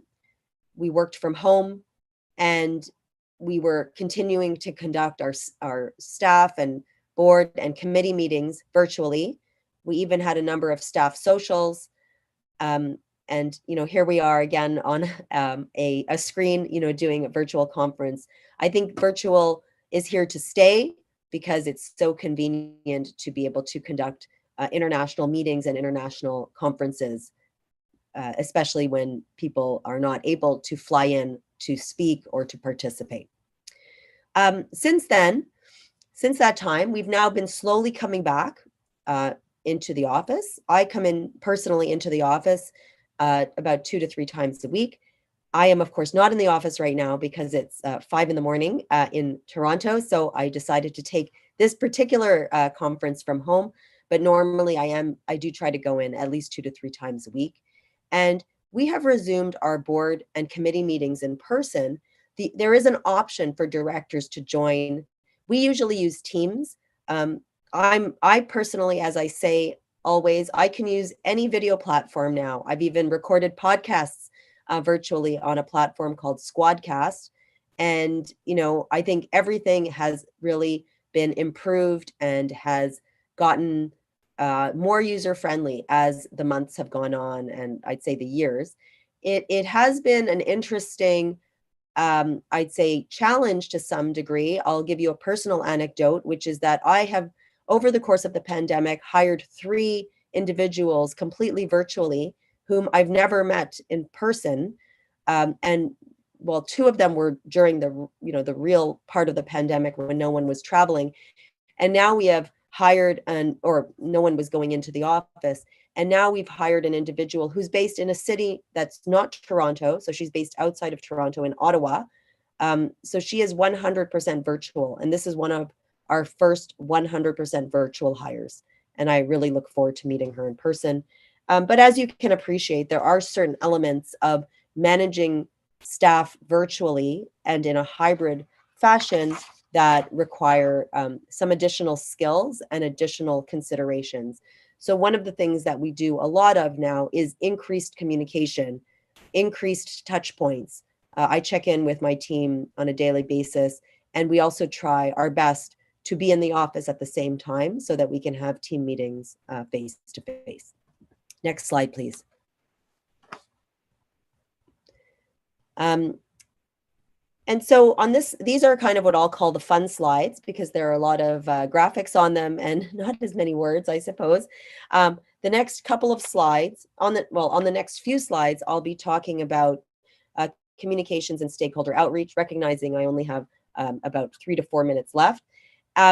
This is on this slide, you'll see a particular, an initiative that we're particularly proud of and that really was born out of the pandemic. So we were talking on the prior slide about the pandemic, post-pandemic recovery, et cetera. And this slide talks about a virtual coffee chat that at CIPF we implemented last year. We normally have international meetings of compensation funds on an annual basis. We could not do that for a couple of years because of the pandemic. And we thought, well, why don't we, try to see one another in any case and exchange information? It would still be very helpful.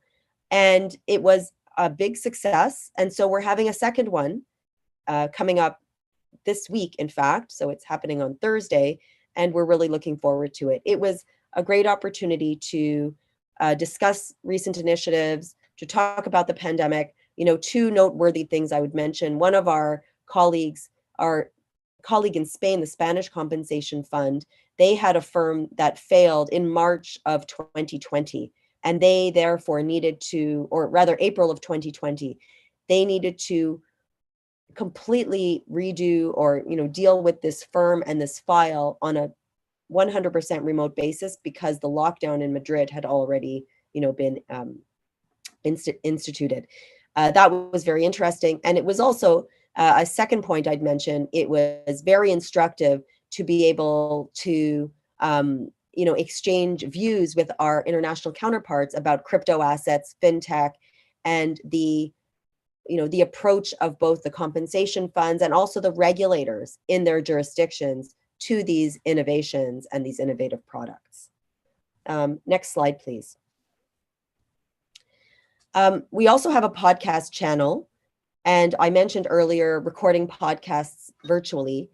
We have been doing that throughout the pandemic. It's been really, I'd say, an interesting endeavor. We have podcasts bilingually because in Canada we speak both English and French, and so we have podcasts available on our podcast channel. And if you like to listen to podcasts, which I do, please subscribe, please like us. There are some really interesting topics that are addressed during these podcasts, and we have them in kind of different buckets. So we have international, domestic, we also have leadership. And so this is an example of one with our current president and CEO, Roseanne Roselle, interviewing the former chair of our board, Debbie Doucette, who is the CEO of an investment firm in Canada.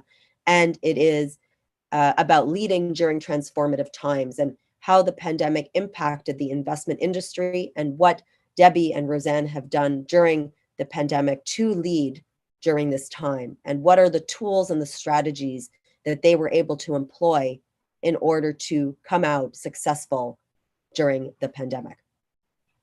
Next slide, please.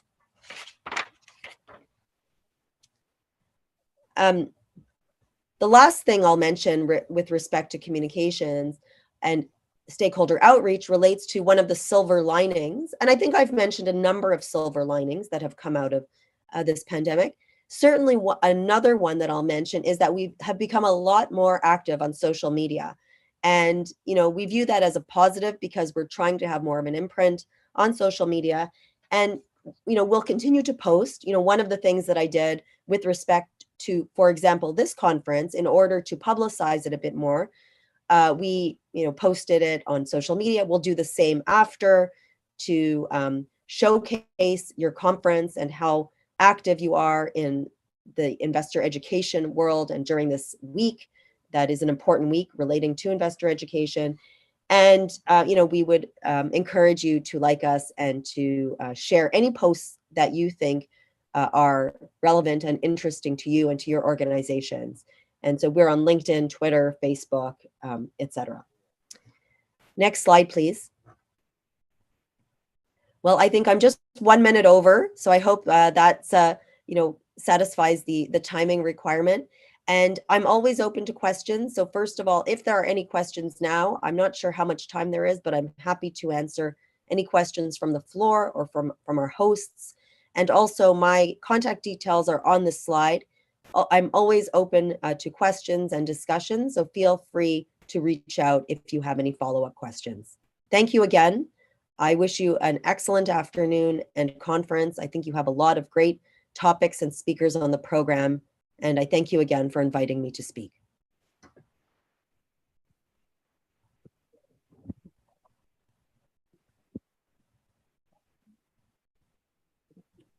Thank you very much, Ms. Ilana Singer. We learned so much about the compensation fund in Canada, including current merger initiatives and how CIPF dealt with pandemic and activities in post-pandemic.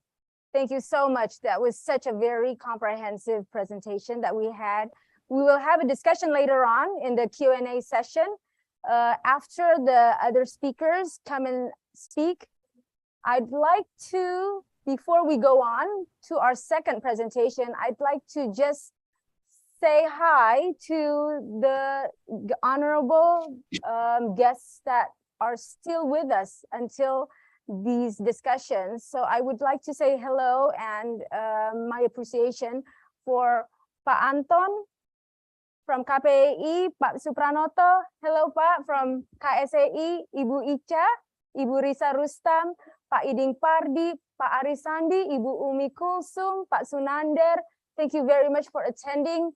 I hope you stay until the last sessions. It's very honorable for us to have you here with us until now.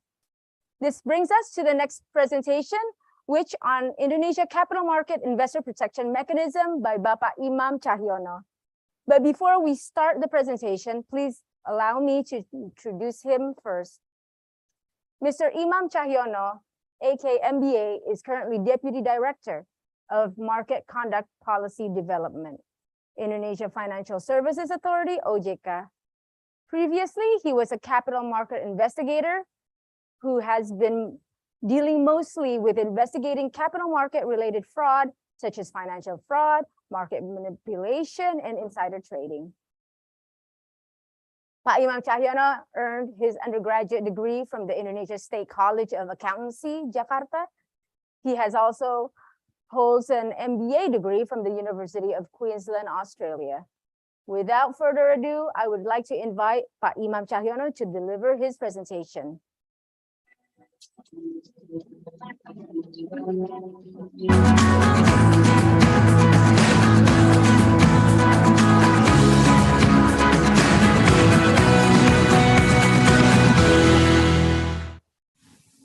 Selamat siang, Pak Imam. Pak Imam, selamat siang Pak Imam. Welcome Pak. Halo, selamat siang Ibu Sarah. Ya. Suara saya jelas? Jelas, jelas. Thank you Pak. Terima kasih atas kehadirannya di hari ini untuk diskusi bersama.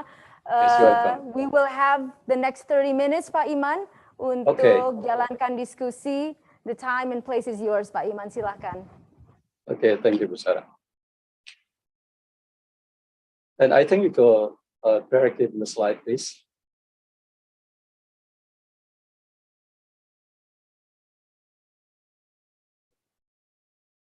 Yeah, on the Honorable Ibu Frederica Widiasari Dewi, Member Board of Commissioner for Education and Consumer Protection OJK.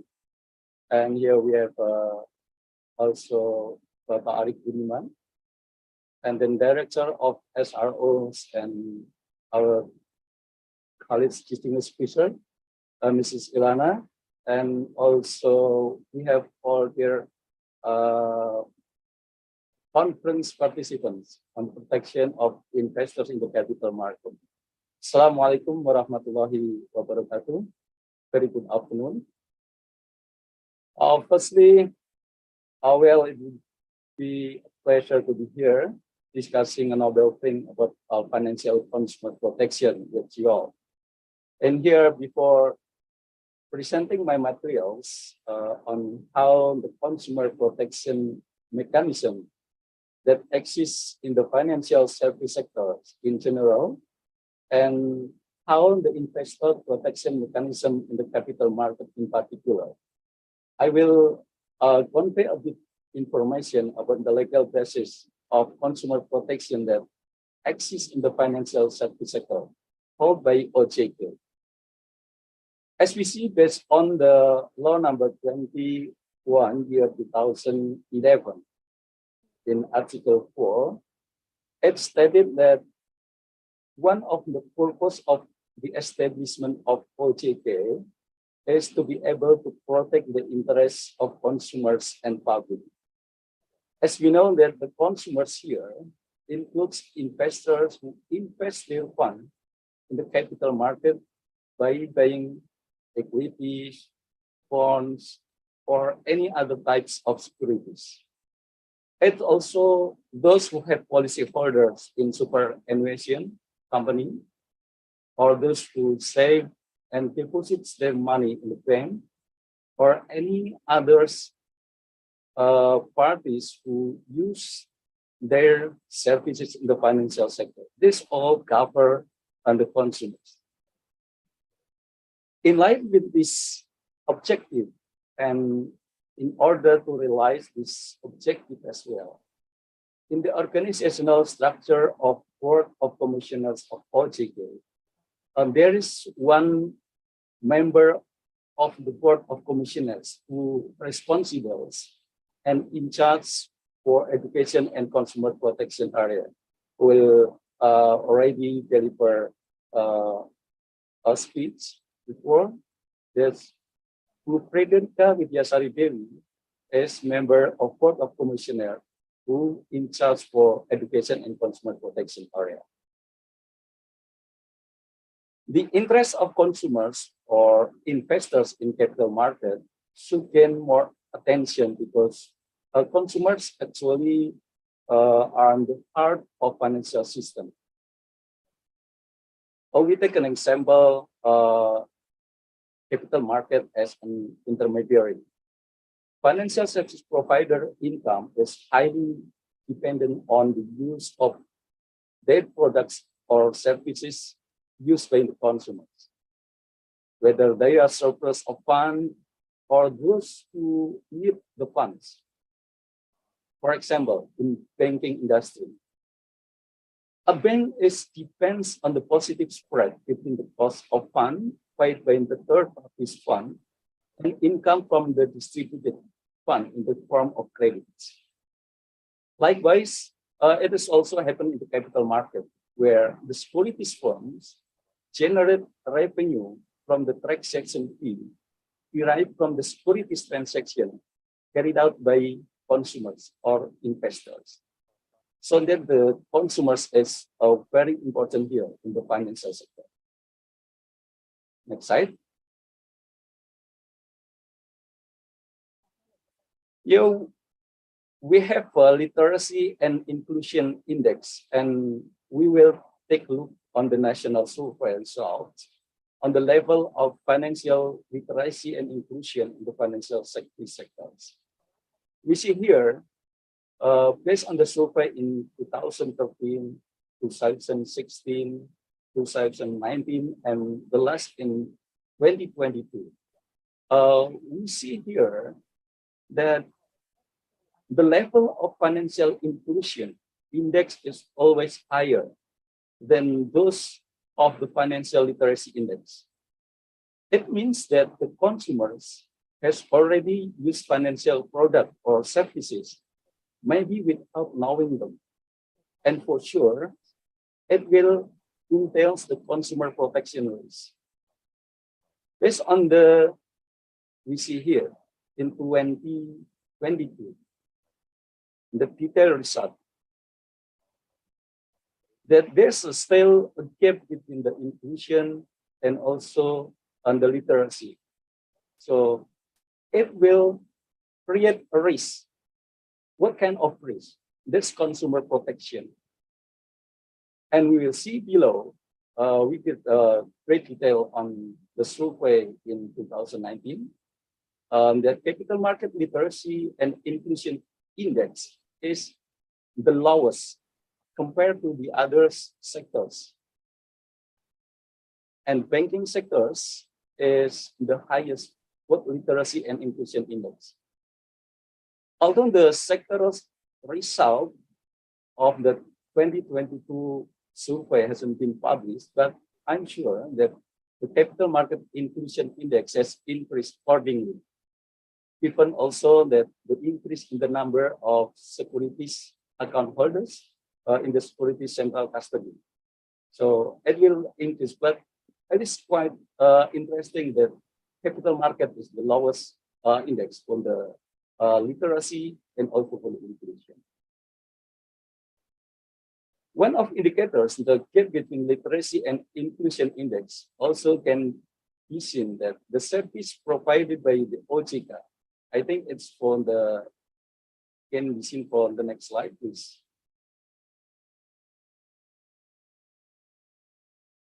Next slide. Yes. Here we get the consumer services by OJK, started from 1st January 2017 in the 14th of October 2022. This, what I said before, that because the literacy index is lower than the inclusion index, so it entails the risk of the consumers. This is one of indicators that we can see that the gap between literacy and inclusion create that there are so many consumer services offered by OJK in terms of inquiry, question, or even complaints. Based on this data, the number of services is increased significantly, even especially started in 2020, where the COVID-19 pandemic hits Indonesia. So there's so many complaints, so many questions to OJK that resulted from there's so many also policy made by OJK to make sure that there's also try to mitigate the risk of pandemic COVID-19, both on consumers and also from the financial service provider. Next slide. Yes, to mitigate consumer protection risks, as I mentioned before, OJK issued POJK or OJK Regulation number 1, 2013, concerning consumer protection in the finance service sector, and had been amended by POJK number 6, 2022, with more detailed and complete provision on several consumer protection aspects. On the amended items is the principle of the consumer protection. Previously, there's no education principles. But here, in the new regulation, we put education as one of the principles that must be taken into account by financial service provider. Financial service provider is not only focuses on selling their product or services, but also educate investor or potential investor. Educating before selling is the best way to close the gap between the literacy and the inclusion that must be mentioned earlier. As we know that the consumer protection risk can be resulted from the different factors. It may come from the consumers itself, that's come from the FSP or the environment when the consumer and also the FSP has placed their tolerance. From the consumer side, for example, literacy is one factor. Their behavior also tend to be biased. Needs everything fast as long as their needs is fulfilled. From financial service provider side, that also creates the risk of consumer protection, because when financial service provider focus on how selling the product, that might not fully disclose the information of the business, and so how they interact with the consumers. And there's also asymmetric information, because actually FSP has the product on the services and they know better with the consumers. The next principle is about the disclosure and transparency.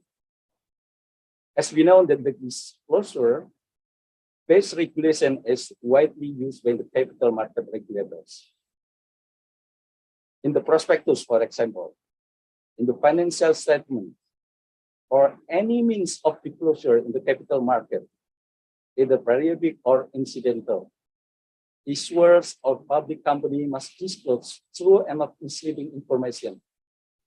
And I think in this disclosure is the issuers of public company have to show what is the benefit, what is the risk, what is the cost associated with the use of the product, for example. So everything must be clear and transparent. So there's no like a hidden cost that may be imposed to the consumers and the next day after they're using their product. And the third principle is fair treatment and responsible business conduct. Fair treatment is relates to not doing a discriminative conduct to the consumers, while a responsible business conduct, among other things, is like to offer product or services that might not suit to the needs and the financial capability, or maybe the investment objective of the consumers.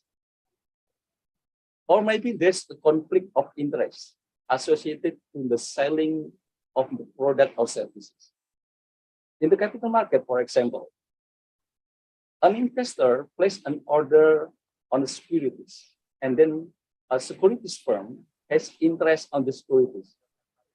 In this case, securities firm must disclose such interest to the consumers or to the investor, that actually in the transaction, buy order or sell order, sell it paying the consumers, and the securities want to have such feeling. So they have to disclose this to the consumers. The fourth principle is about the protection of consumer assets, privacy, and data. Protection of consumer assets, I think it's very relevant to today's conference.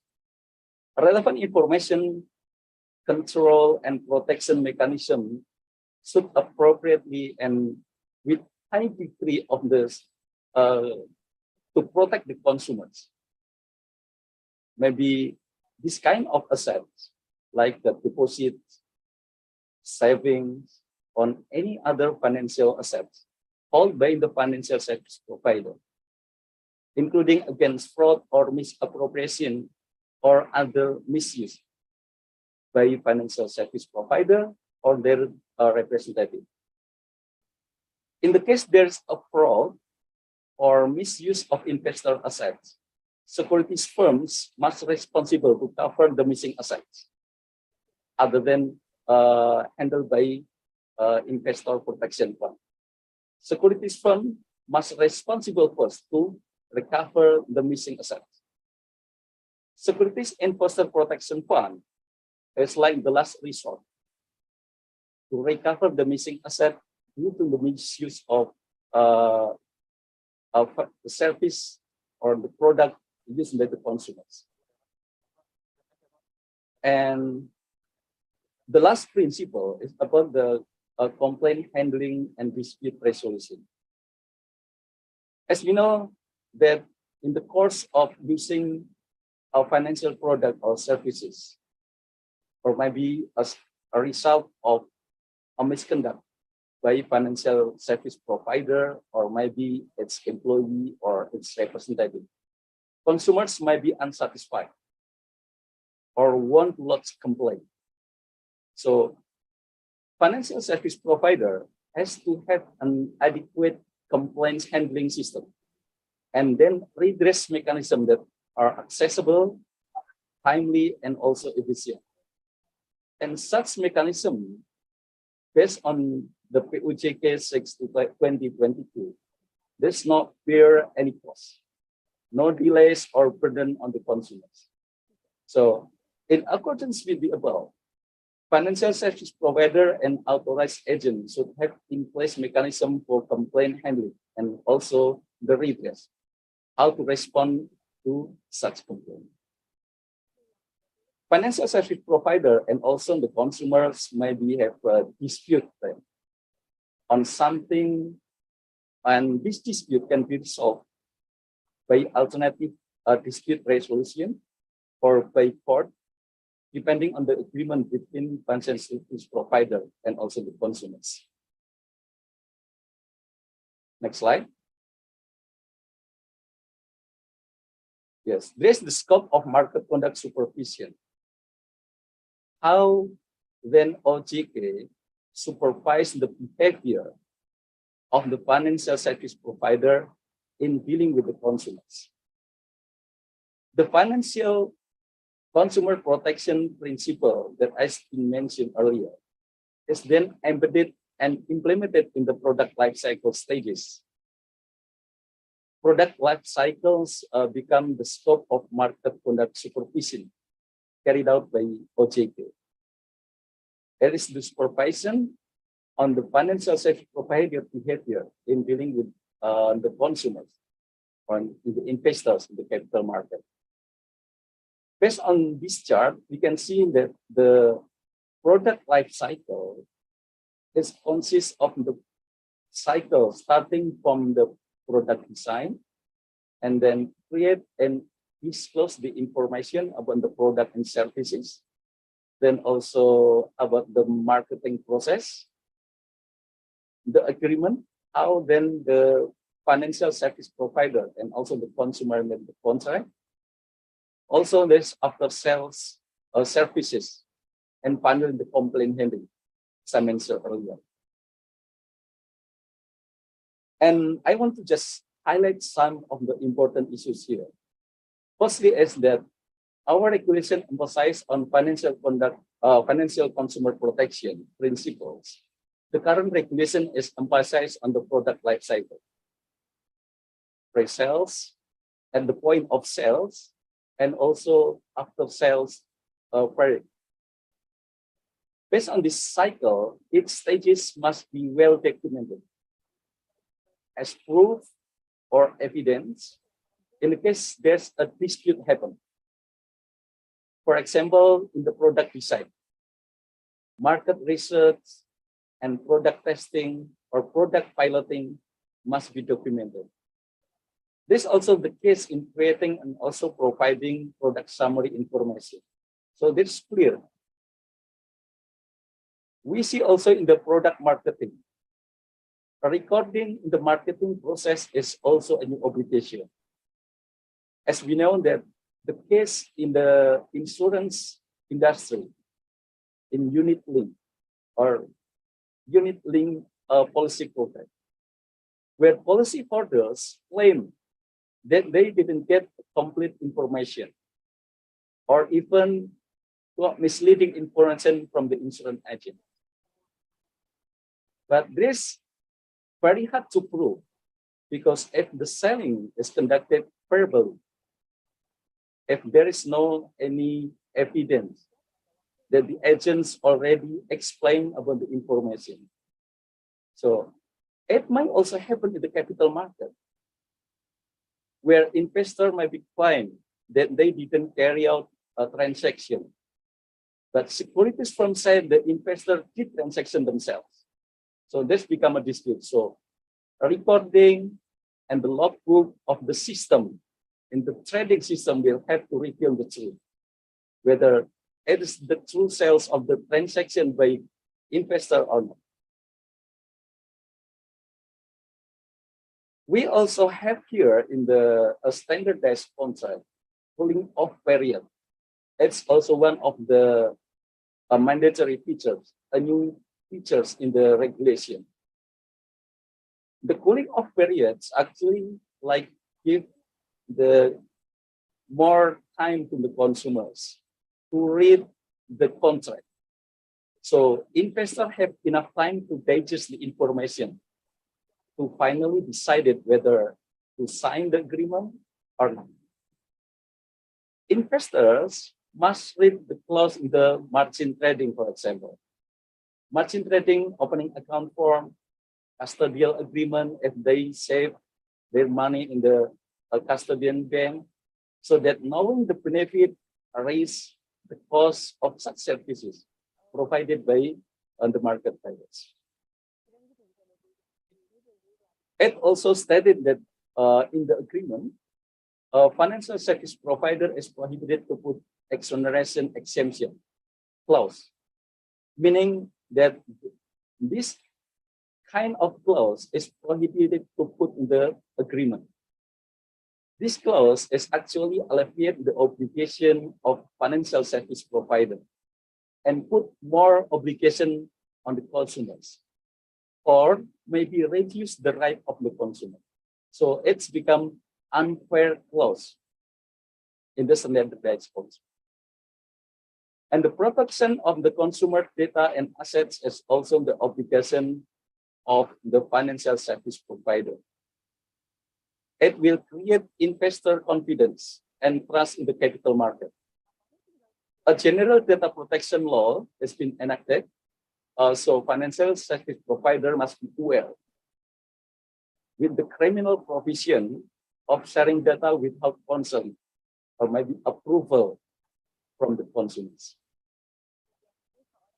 Next slide, please. Okay. This is the consumer protection strategy carried out by OJK. OJK has two types of strategy to protect consumer in the finance sector. This is a preventive and the corrective action. In the preventive action, OJK has already passed a regulation related to the financial consumer protection. There's POJK concerning consumer protection and society in the financial sectors. There's also POJK related to the education and also literacy. How then POJK have the complaint handling mechanism, product marketing, etc. This OJK also conduct education to increase literacy. This kind of the preventive action conducted by OJK. OJK has embedded financial in the formal education curriculum, starting from the early age of education or PAUD till the high education in the university. We also provide pocket book for bride and groom. So those will get married. Actually, we have already provide the pocket book. How then they prepare from the marriage and how they can manage their financials after they get married. Given the geographical situation of Indonesia, we also conduct education and reach the remote and most outer area. And actually the COVID-19 pandemic was like a blessing in disguise, that a massive education was conducted through online and make the material accessible to OJK. So now OJK is the learning management system that can be accessed by anyone, anytime, any place. So that is very, very powerful. In terms of market conduct supervision, we have on-site supervision and also outside supervision, where for on-site supervision, we actually conducted a thematic examination and also formal investigation. And in terms of offsite supervision, we actually how we conduct review on the report submitted by FSP, and also we monitoring the advertisement materials by FSP, whether it's conducted through electronic media or maybe in the social media. So it is very important to mitigate the risk that financial service provider give a false or misleading information. Well, corrective action is conducted when there's a violation of OJK regulation. Based on our review result from complaints lodged by consumer, it is possible that there may be a violation of OJK regulation. OJK has administrative, civil, and criminal proceeding with different mechanisms. There's a statutory power that have the OJK. In the administrative proceeding, if proven, will end up with the administrative sanction, like a written admonition or maybe fine. If during investigation, OJK find a criminal provision breach, OJK may also upgrade on this finding and keep the case into criminal proceeding when the decision made in for trial. When the complaint lodged by consumer to financial service provider, OJK also has authority to order FSP to resolve the complaint if there is losses to investors. So this kind of how OJK protect the investors. OJK also have regulation concerning disgorgement, so that the illegal or ill-gotten money, ill-gotten gain obtained by the perpetrator will be paid back to those who are affected by the violence. Next slide. Okay, this actually I've already explained before that there's educational material providing education from the early stage of education in the high level of education in the university. There's also pocket book for private and group, and there's also for learning management system that accessible by anyone, anywhere, anytime. Next slide. Next slide, please. Okay, this kind of capital market education that's already conducted by OJK. There's 76 activities, and there's more than 35,000 participants in the education process. And also we have a World Investor Week that's conducted in the October 2022. Then actually OJK also have in financial inclusion month during the October. So this kind of literacy activities and inclusion activities, how to boost the literacy index and also the inclusion index by OJK. Next slide. Okay, and there's top complaints in the capital market industry, a lot in the complaint handling system in OJK. That actually the dispute between parties between the advertisement and the offered product are not aligned with the different information. And secondly, as complaint about the asset protection, where there's unauthorized transfer and also unauthorized transactions of the securities. And I think it's very pertinent to today's conference topic. And the last is about the mis-selling, where the selling agent promise a fixed return on mutual fund, which is it is not the characteristics of mutual fund itself. So this kind of misconduct and become the top complaints in the capital market industry. Next slide. Okay, I think this kind of mechanism in the investor protection claim handling process, and I think it would be better if our colleague from Securities Investor Protection Fund will explain a bit better. but basically that actually based on the law and OJK regulation, segregation of the investor assets by opening sub account in the central custody, and investor is able to access their ownership using access anytime, anywhere is one kind of mechanism to mitigate the misuse of the investor assets. And I think then Pak Narutama will explain in much detail about the investor protection fund. Next slide. Okay. On the left-hand side, actually have already mentioned by Pak Arif Budiman, and I just focus on the right-hand side where, with respect to the COVID-19 pandemic, OJK issued several policy in the sense that to help consumer and also financial service providers so that they can maintain their going concern in running their business. I just want to point out that during and after the pandemic, offering of investment scam, fraud, social engineering has become the biggest concern of OJK because it will affect directly to the vulnerable consumer or the vulnerable investor in investing their money in the capital market. Trend of the use of influencer recommend on the certain securities is also an issue that should be taken into account by OJK seriously. And lastly, in doing that, OJK might build a strategic alliance with other pertinent regulators or ministry who are pertinent and relevant in regulating and also supervise such product or services so that the problem can be tackled promptly to prevent future losses. I think that's my last presentation.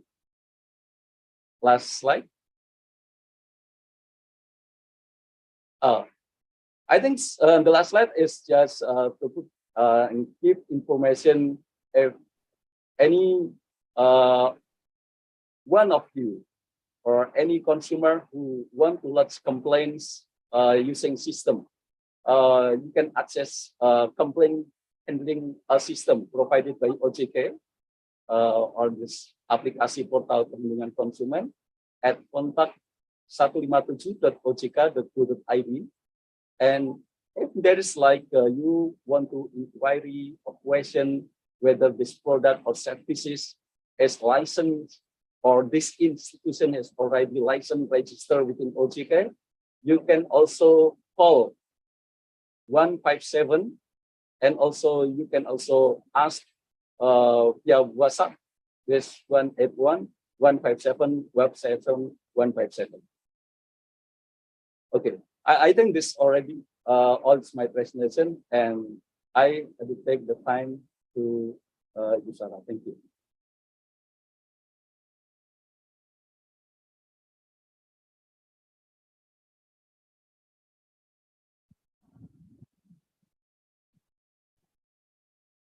Terima kasih Pak Imam for your detailed presentation.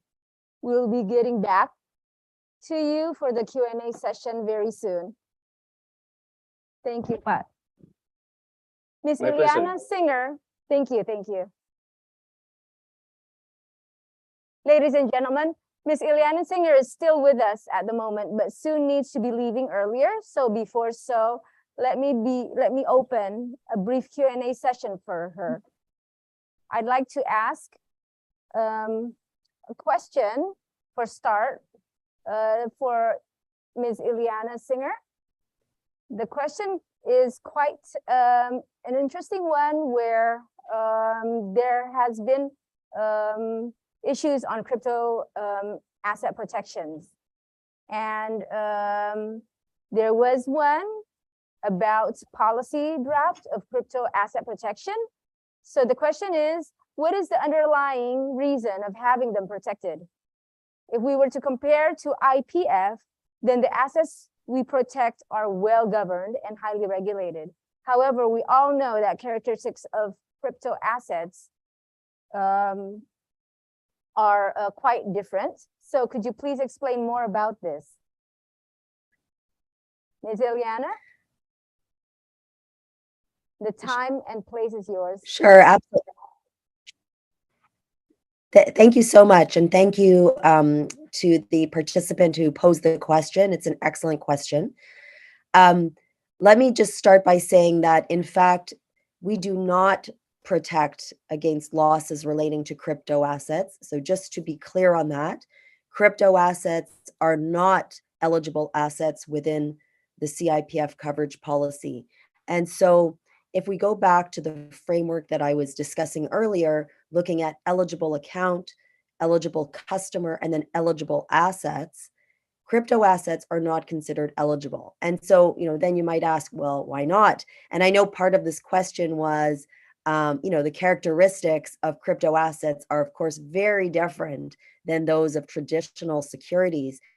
And that's really one of the fundamental, I say, concerns and issues that we have about crypto assets. So you really nailed it on the head with this question, because as we all know, the governance, the regulation, the supervision of crypto assets, all of it is still, we believe it, still in progress, still in the maturity stages. The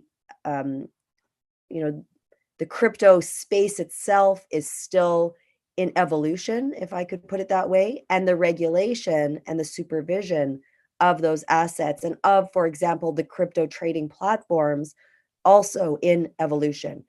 I'll give you an example. There are many rules in place relating to the capital that's needed for firms to operate. There are many rules in place relating to the custody of assets. Now, when it comes to crypto assets, all of that is still being worked on, let's say. So from our perspective, from the CIPF perspective, at the moment, these are not considered eligible for coverage. However, we still can continue to be involved in discussions relating to the area, so that hopefully as the area matures, we can also, continue to think about the regulation and the supervision and how it's progressing, as well as how our thinking could, evolve over time.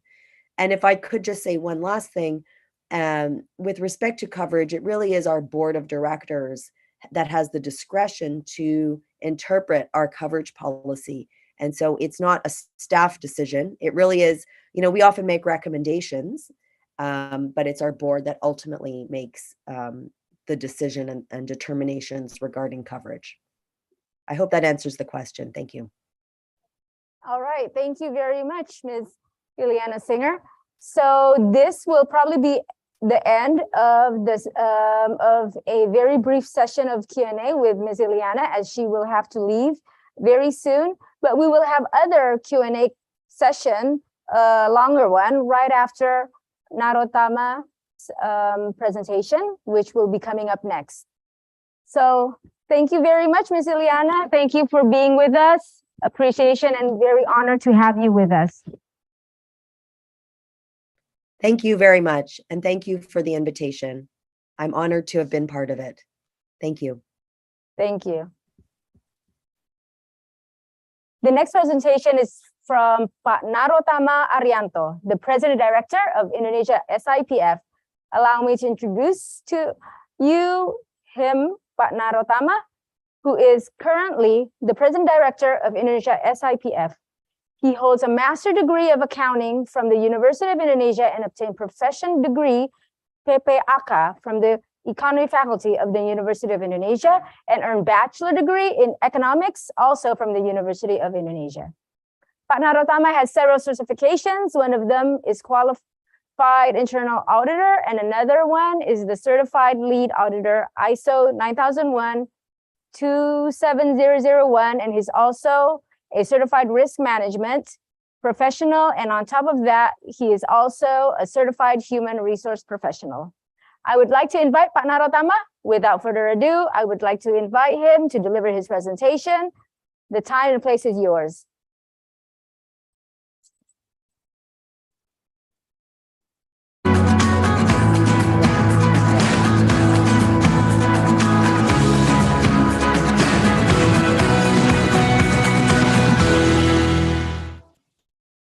Hello, Pak Narottama. How are you?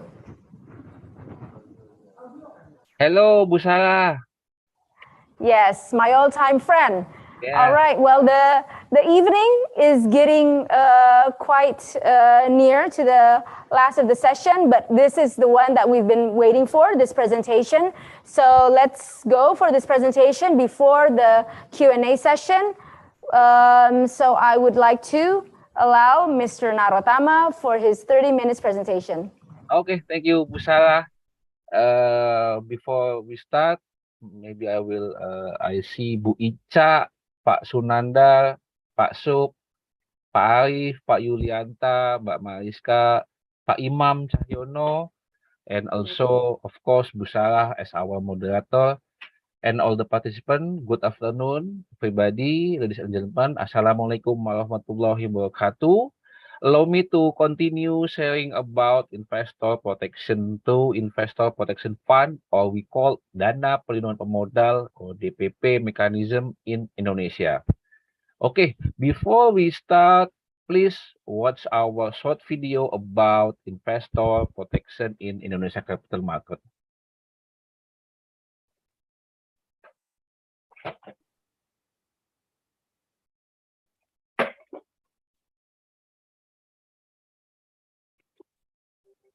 Wah, gaji bulan ini sudah turun, bisa dipakai buat jalan-jalan atau beli HP baru nih.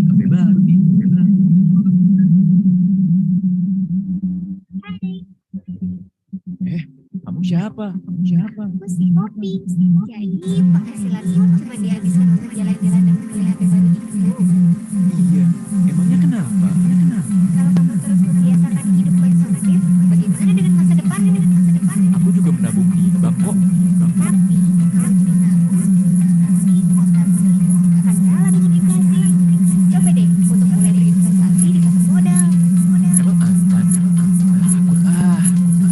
Ikut si Poppy jalan-jalan yuk.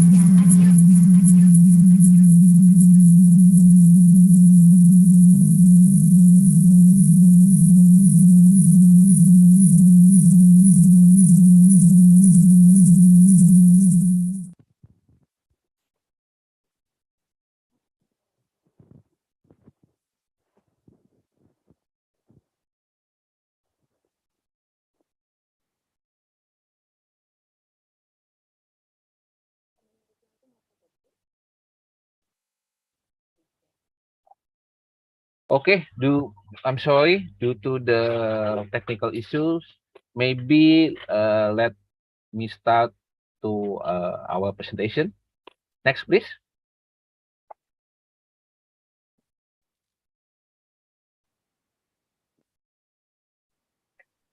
Okay, let me start by giving you some background about protection scheme in Indonesia capital market. As we know, OJK or Indonesia Financial Services Authority perform its regulatory and supervisory duties over financial services activities in banking, capital market, and non-bank financial industry sector. In banking sector, we have Indonesia Deposit Insurance Corporation, or we call, as and we know, LPS, or Lembaga Penjamin Simpanan. LPS is established as an independent institution that functions to ensure depositor fund and actively participate in maintaining stability in the banking system. And how about capital market? In substance, we have some existing protection as those in banking sector. There are two main types of capital market investor protection.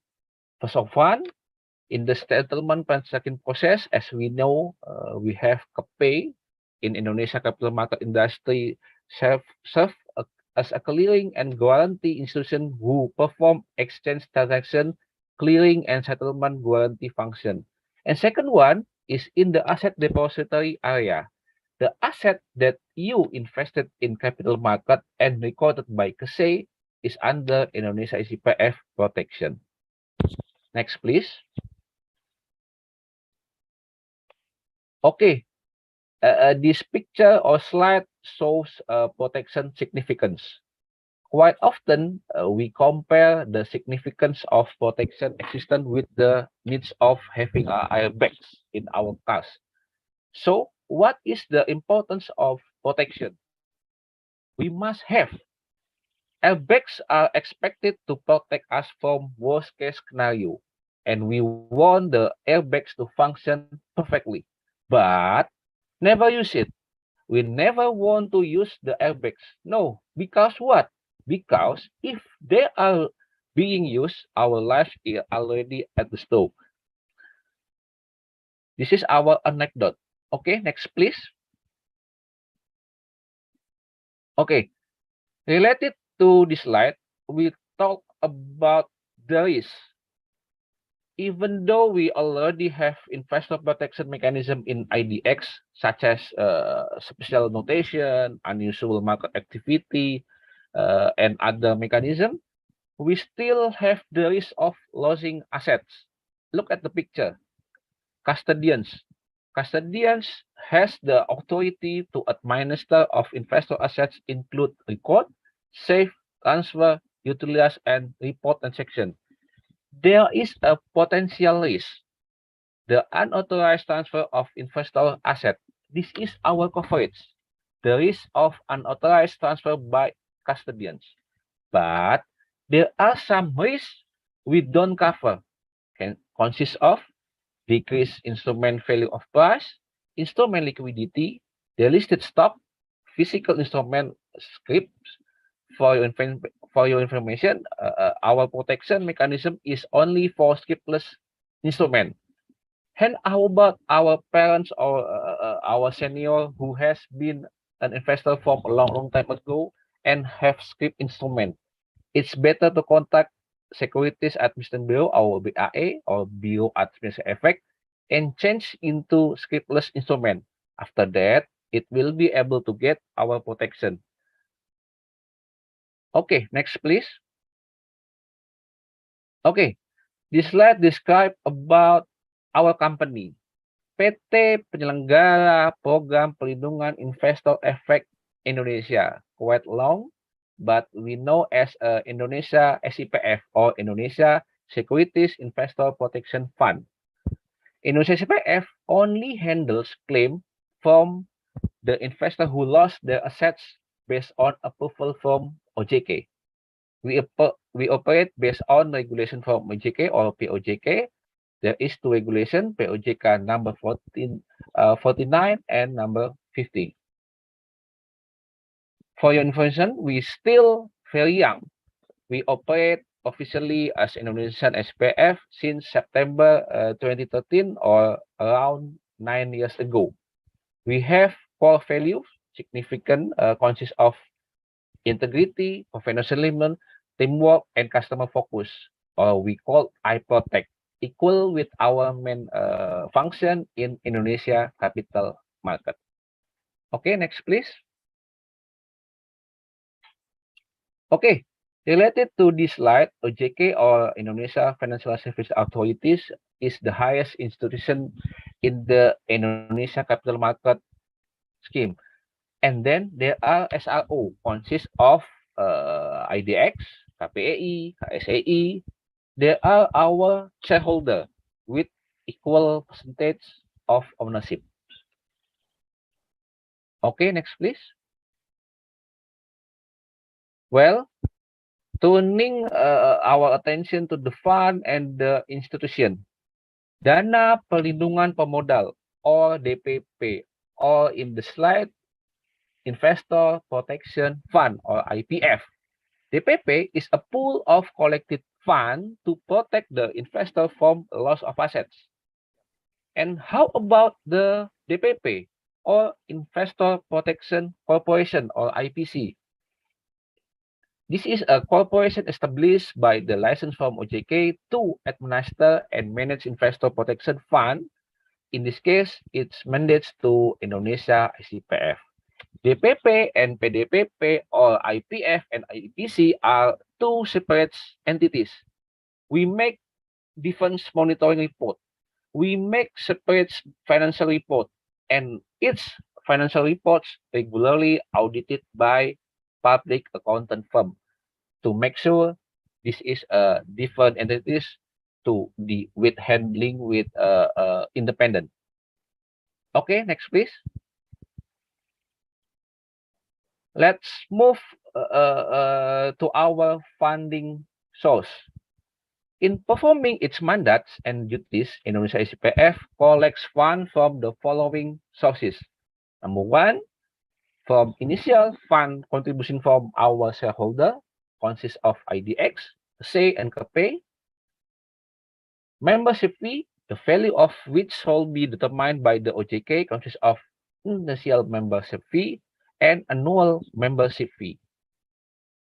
Next, fund which is collected by DPP from the custodian as a compensation from the investor for conducting subrogation right. Investment need of DPP, and the last one is other sources determined by the OJK. Okay, as end of October 2022, our DPP is around 260 billion rupiah, or equal to 18.5 million US dollar.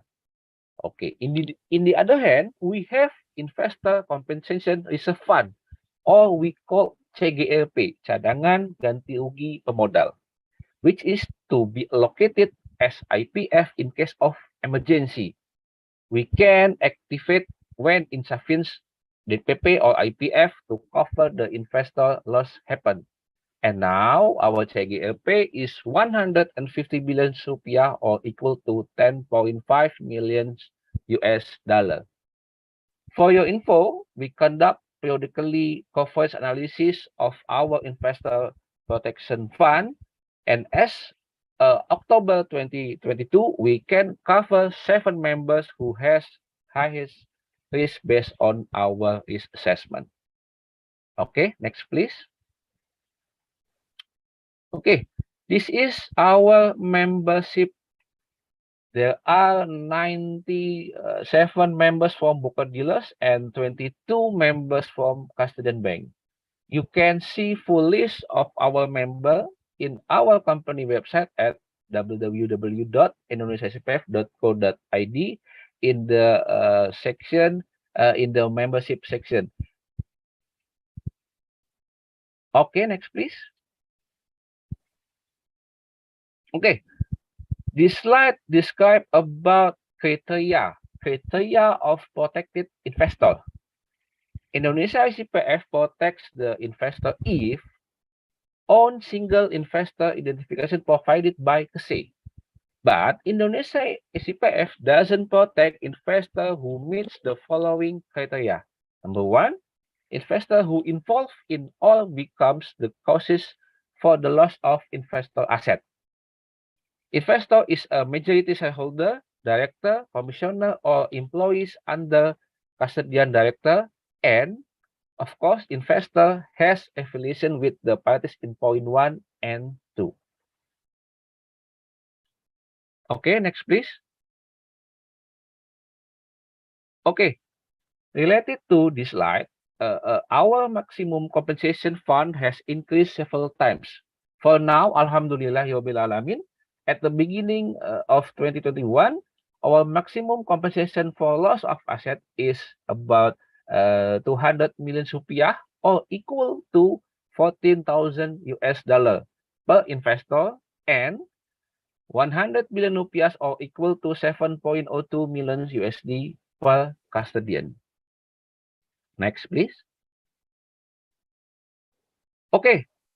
This flow shows a breakdown of claim handling. Maybe I will tell only the substance of this flow. First of all, investor asset loss event happened. The complaint is addressed to OJK and processed by OJK. Indonesia SPF only handles claim from the investor who lost their asset after OJK declares to written statement the following condition. There is a loss of investor asset, custody unable to cover for investor asset loss, and custody unable to operate any longer, and business license is considered to be revoked. And Indonesia SPF by no later than 3 business days following the decision from BJK will announce and invite investor to newspaper or other media to submit a claim, give suggestion to form a claim committee to OJK, and form a claim verification team. For your info, since we started operation in 2013, there has never been a case of loss of asset that requires a claim from a protection fund. I hope there no case in the future. But last year, we performed a claim simulation. We do this simulation in collaboration with OJK, SRO, and our members with real data, with real investor. We make test case scenario. The simulation aims to identify the needs of improvement in our claim handling procedure. Okay, next please. Okay, this picture shows about International Investor Protection Fund Forum, or we call IIPFF, consists of Canadian Investor Protection Fund, US ICPC, European Investor Compensation Company, Hogan from Spain, FSS from England, and of course Indonesia ICPF, Japan, Australia, and more to join. The main purpose of this forum is to update each other and exchange information related to the implementation of investor protection in each country. Like Miss Ilana Singer, next week we will meet in virtual. Okay, next please. Okay, before we finish, we have giveaway, but it's only for Indonesia. You can get giveaway from us by filling out the survey as shown in the slide. You can scan this QR or a manual type. I repeat, you can get giveaway from us by filling out this survey as shown in the slide. You can scan this QR, or maybe you can copy from the chat box.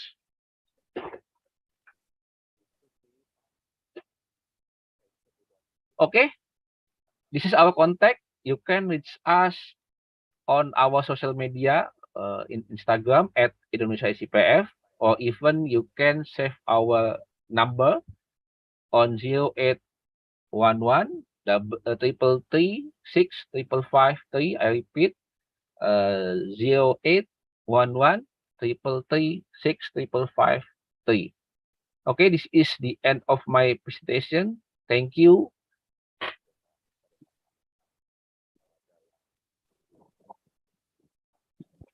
Terima kasih banyak Pak Narotama.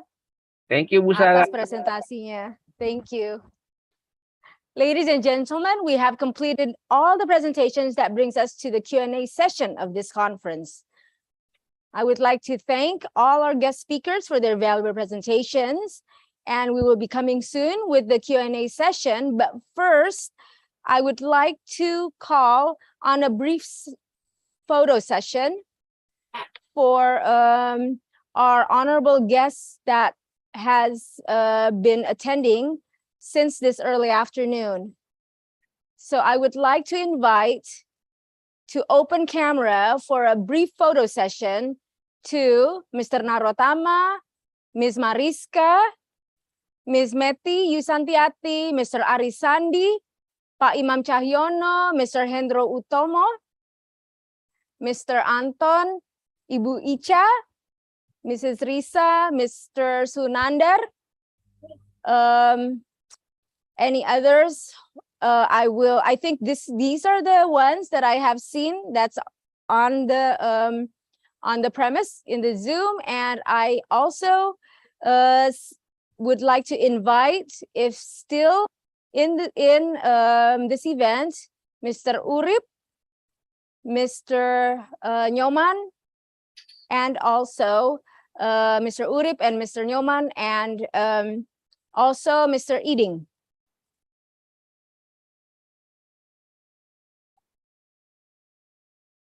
All right.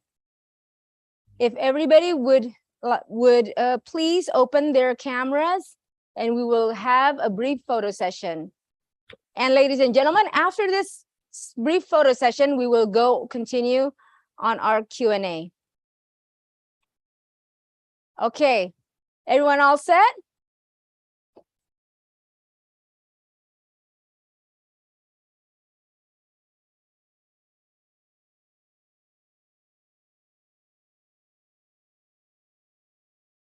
All right. I will count to 3 for the session. Thank you so much. I will count to 3 for the session. For the snapshot, everyone ready? 3, 2, 1. All right. Another page of photos. 3, 2, 1. All right. Thank you very much, Bapak dan Ibu. Terima kasih banyak atas kehadirannya. Kita akan teruskan dengan session Q&A. Hold on. I think that we have another.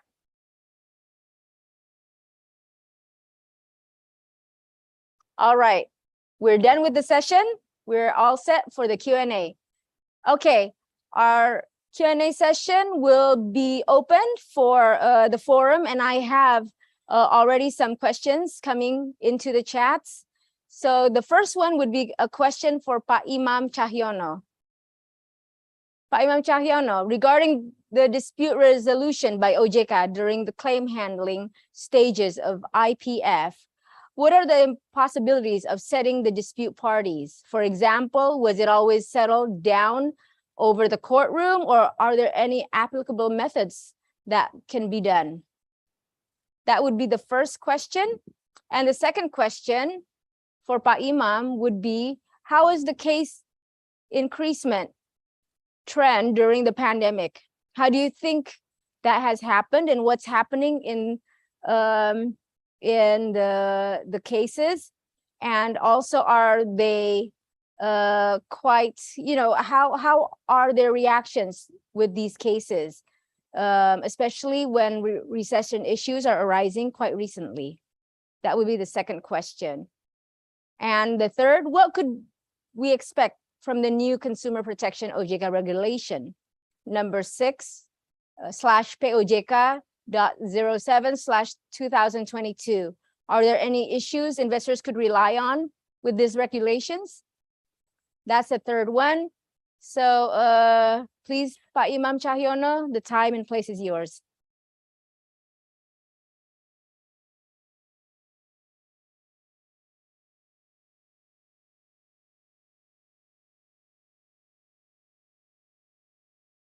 Okay. Yeah. I will respond the question directly. The first question is whether during the dispute resolution with Indonesian Protection Fund, whether we also can settle down the dispute in court or whatever. Based on the regulation, actually, Investor Protection Fund is only take care when there is like the securities firm or financial service provider, in this case, the capital market, cannot settle the missing asset because maybe there's insolvency of the financial service provider.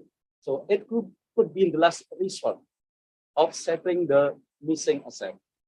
But if there's really a pure dispute between financial service provider and also the consumers, actually this dispute can be facilitated by OJK. So first, you can allot your complaint with regards to the dispute to OJK using aplikasi portal perlindungan konsumen that you can access online. Then there's affidavit, surat pernyataan signed by the complainants, by the consumers, said that this dispute is not in process or has been decided by the judiciary system, meaning in the process of the court. So there's one of the requirement. So the consumer who have dispute with the PUJK or financial service provider, they have to make an affidavit, say that this dispute is not in the process or have been decided by the judiciary system. So that's the must. But if you need come to investor protection fund, actually this only taking care of the missing asset because of the misuse or maybe the fraud conducted by financial service providers representative or securities companies representative. So, and it will take care if the company is cannot pay back your missing asset. So SEPF will take care of it. The second question is, what happened? There's so many complaints during the COVID-19, whether there's like panic or greedy or whatsoever. Actually, it's you can divide it in several items on the complaint. Mostly during the COVID-19 pandemic, the complaints is mostly about the restructuring of their debt or their financing, because mostly the consumers is work from home, and there's also a limitation policy society activities by the government, so they cannot pay their installment to the bank or even for the financing company. So the mostly is address the case why there's so many complaints during COVID-19.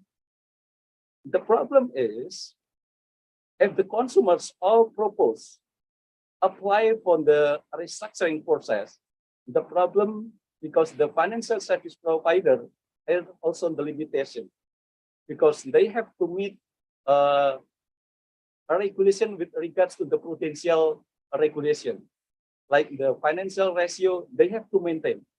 So not all the application of the restructuring application are approved by the financial service provider. Secondly, is about, because there are so many then in digital era during the COVID-19 is very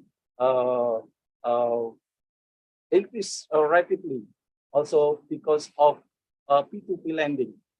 There are so many illegal P2P lending that actually unlicensed within OJK. So because of the economy and the condition of economy, work from home, they need money. So they try to get the money from the P2P lending.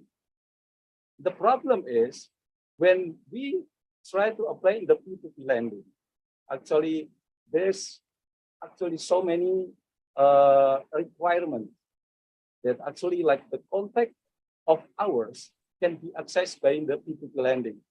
And this contact can be then called by the P2P lending or debt collector. And in such way, in one side, it can easy for the consumers to get new financing, to get the fresh fund, to get new source of fund. But in another thing, on another side, there's a risk because it's illegal, not licensed within OJK. OJK cannot handle this kind of P2P lending, which is illegal. So actually, then we proposed in the Ministry of Information and also Communication to block all the website of the illegal P2P lending. That is why there's so many complaints during the COVID and also after the COVID-19 is ended.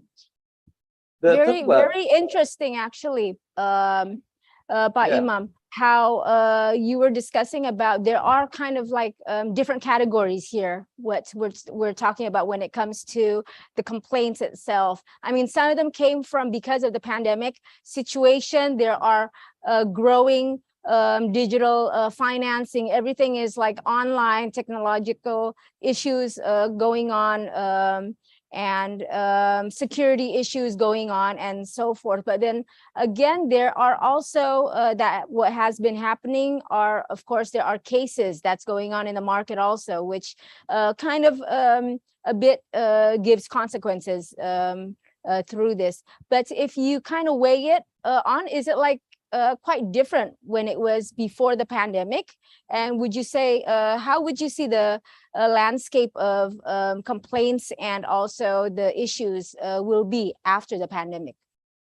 Yes, actually before the pandemic, there's less complaint with regards to the restructuring because maybe the economic condition of the consumer itself, it's quite stable. So they can pay the installment, pay their debt to the bank or to the financing company. But with COVID-19 majority, it's they have financial difficulties. They have become there's so many layoff of the their financial service provider when they're working at. So it is very, very challenging when they have no choice to do that. So, but if we see that there's so many applications, like they got a new fresh money from P2P lending, but if it is legal, if it is licensed within OJK, actually OJK can do something. First, actually, not all the contact can be accessed by P2P lending. OJK only allow 3 kinds of access.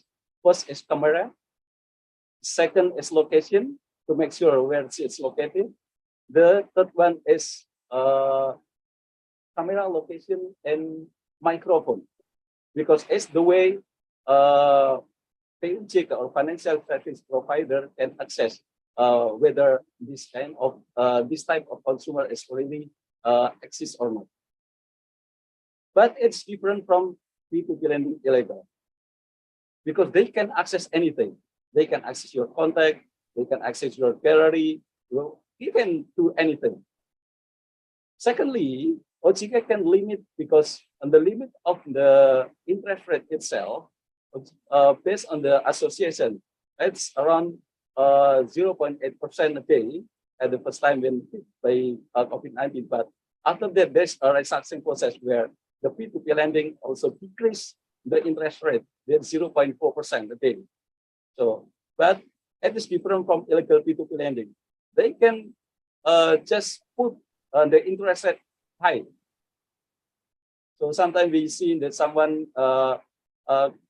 suicide because of cannot able to pay the installment, and also there is a debt collection, a debt collector that they doing misconduct by spreading something that may inappropriate with regards to the our society now. That's the problem of this kind of activities.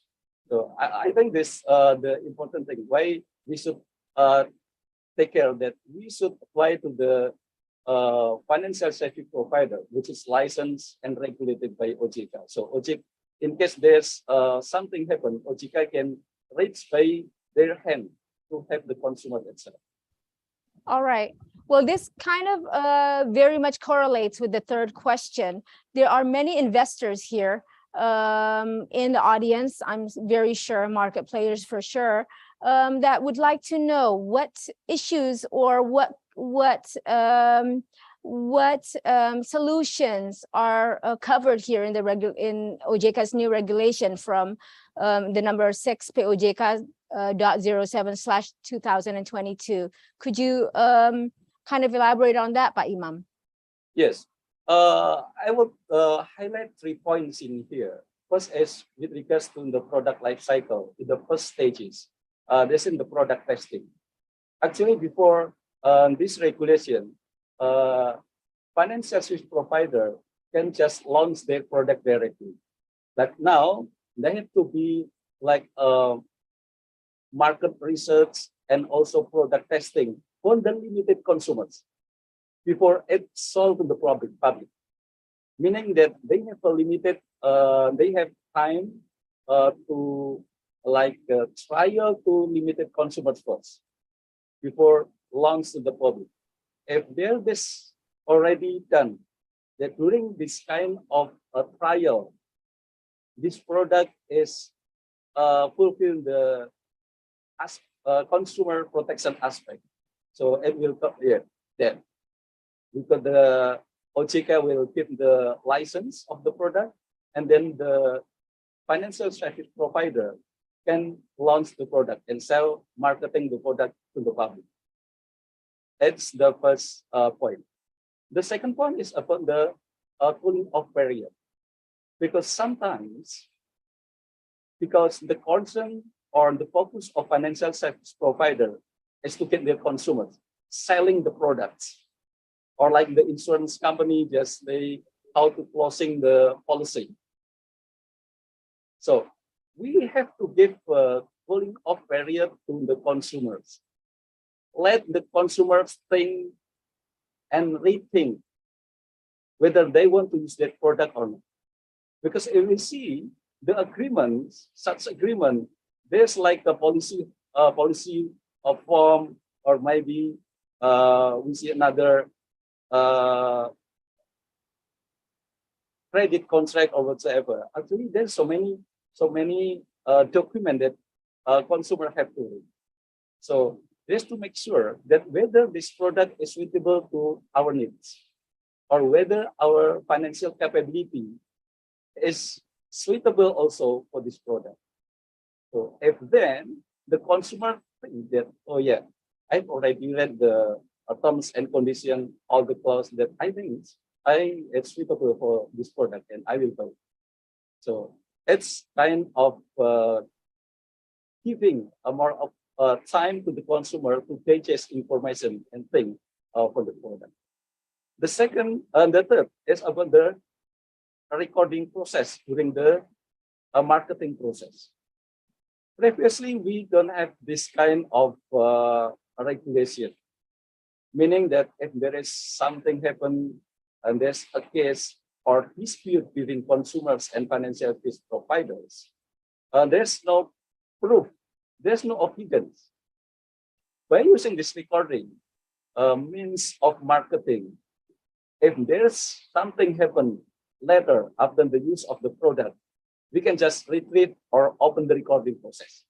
Oh yes, actually the financial service provider, the agent or the representative or securities firm has already explained and disclosed all the benefit, the cost, the risk associated with this product.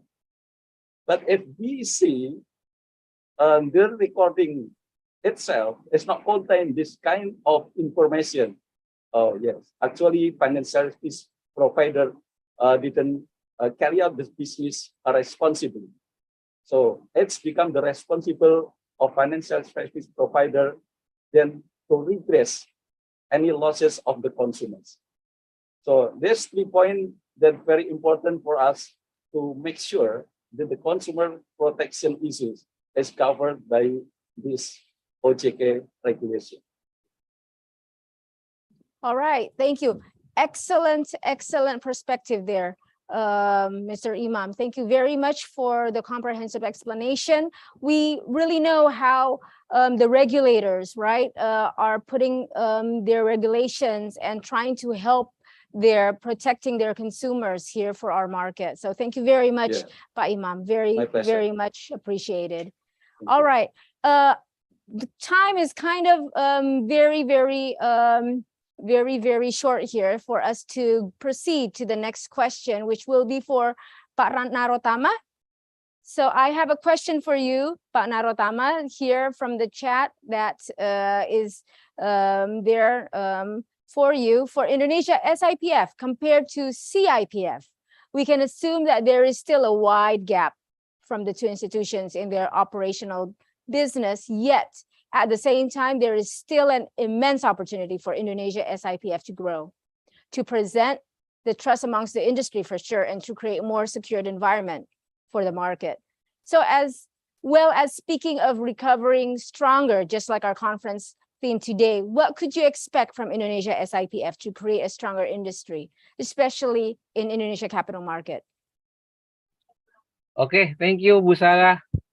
Yes, Bu, totally agree with the statement, 100 agree, but there is still a big room of opportunity for Indonesia SIPF to develop, to grow, to protect the investor from any loss might happen in the future. especially as the world evolving, the technology is the getting stronger. Anything could be done remotely this day. I think we all still have much homework to do for adapting the new tech era. Therefore, Indonesia CPF has always got our eyes open, our ears listen, our heart move, and our action bigger than our talk.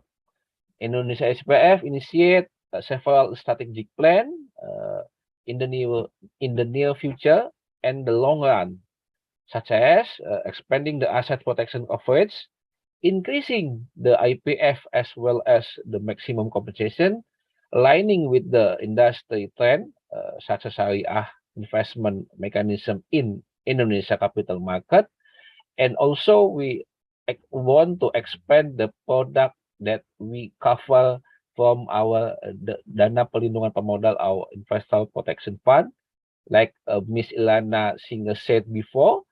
CIPF already cover mutual fund, and Bismillah, we want to expand our product to coverage by DPP or dana pelindungan pemodal, for the example reksadana, or we can call mutual fund. Thank you, Bu Sarah.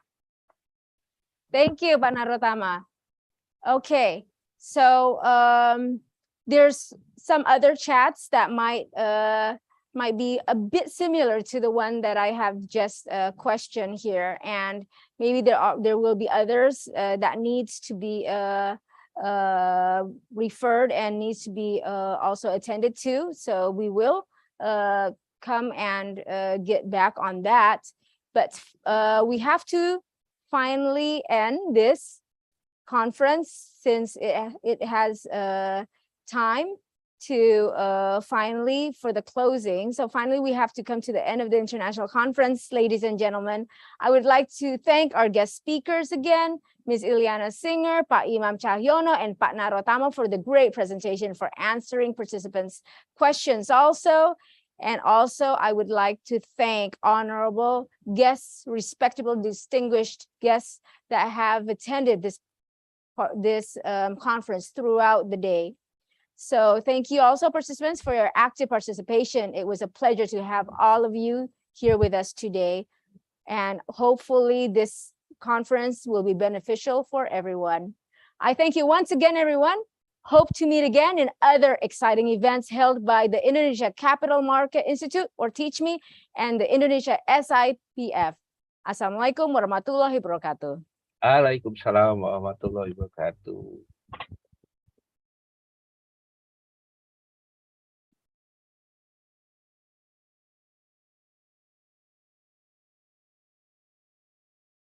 Baik, Bapak Ibu, rekan-rekan sekalian, tidak terasa kita sudah sampai di penghujung acara International Conference sore hari ini, dan tentu banyak sekali insight yang kita dapatkan dari 3 narasumber kita yang luar biasa pada hari ini, dan juga moderator kita ya, mengenai bagaimana skema perlindungan investor yang dilakukan oleh Canadian Investor Protection Fund atau CIPF, upaya OJK dan SRO dalam menghadapi pandemi COVID-19, yaitu dengan melakukan koordinasi kebijakan di sektor keuangan yang bertujuan untuk menjaga fundamental bisnis sektorial dan tentunya menjaga stabilitas pasar keuangan, dan juga yang tak kalah penting adalah rencana strategis yang dilakukan oleh Indonesia SIPF selaku penyelenggara dana perlindungan pemodal di Indonesia.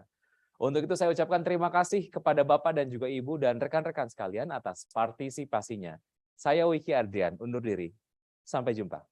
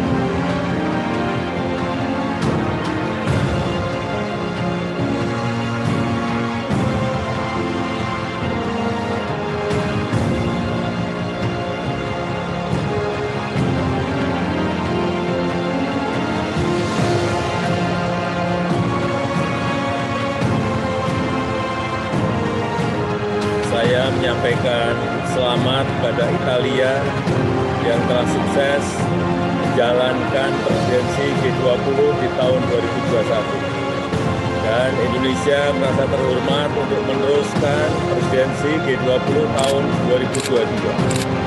Kami akan menjamu Yang Mulia dan Bapak Ibu di hamparan pantai Bali yang indah, yang menginspirasi gagasan-gagasan inovatif untuk produktivitas G20 ke depan. Sampai bertemu di Indonesia, terima kasih.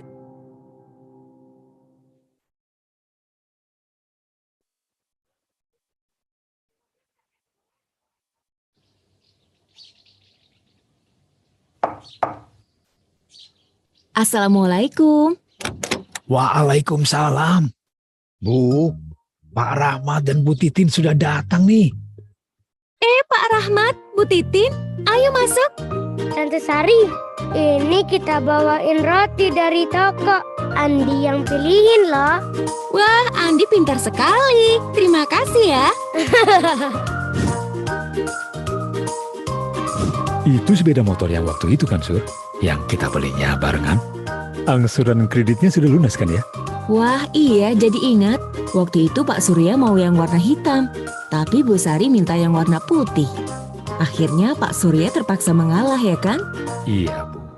Syukurlah cicilannya sudah lunas.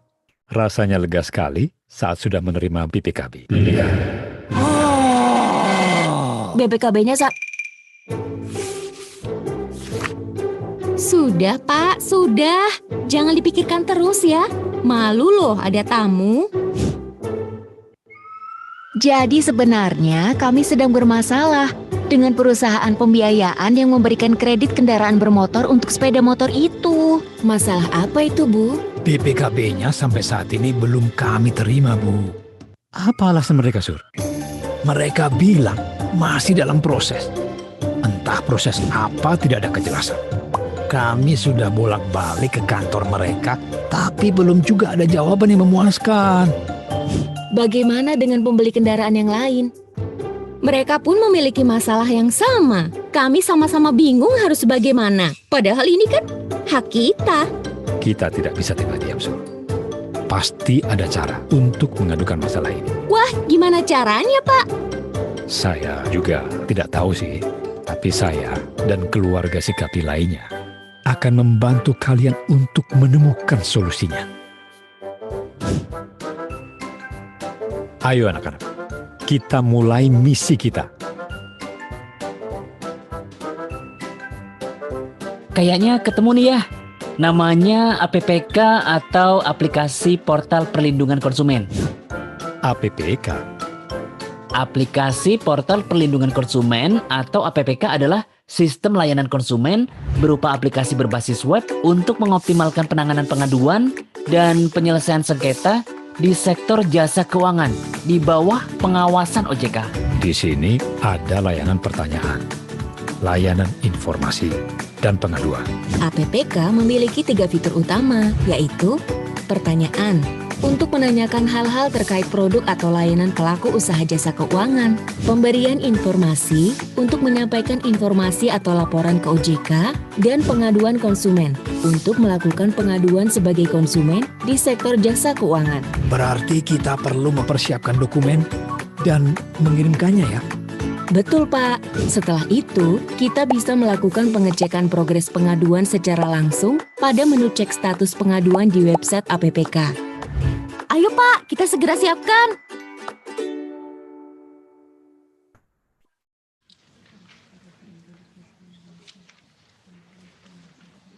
Yah, bagaimana soal Om Surya dan Tante Sari? Apa mereka masih sedih soal masalah kemarin ya? Iya, Ayah juga belum mendapat kabar lebih lanjut nih. Assalamualaikum. Waalaikumsalam. Wah, panjang umur kamu, Sur. Baru aja kita omongin tentang kamu. Waduh, Mat. Gawat, Mat. Loh, kenapa, Sur? BPKB kamu masih ketahan? Bukan, Mat, bukan. Itu loh, Sari. Sekarang dia malah minta dikreditkan mobil. Wah, kirain ada apa? Terus soal BPKB kamu gimana, Sur? Oh, kalau soal BPKB udah beres dong. Berkat APPK, alur pengaduan jadi lebih jelas. Konsumen dan masyarakat juga lebih mudah untuk menyampaikan pertanyaan, informasi, maupun pengaduan produk dan layanan di sektor jasa keuangan. Alhamdulillah, untung ada APPK ya. Ayah, tapi kalau ada pelanggan yang nggak puas dengan roti kita, nggak akan lapor ke APPK juga kan? Sikapi uang dengan bijak.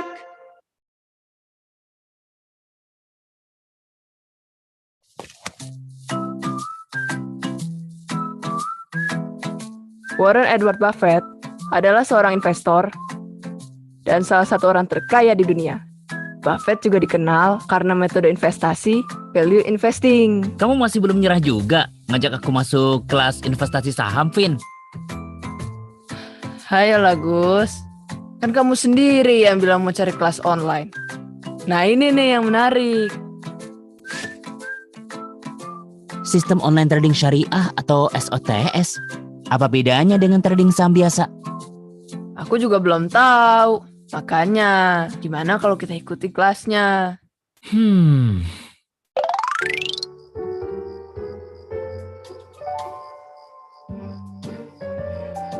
Ayah lagi lihat apa?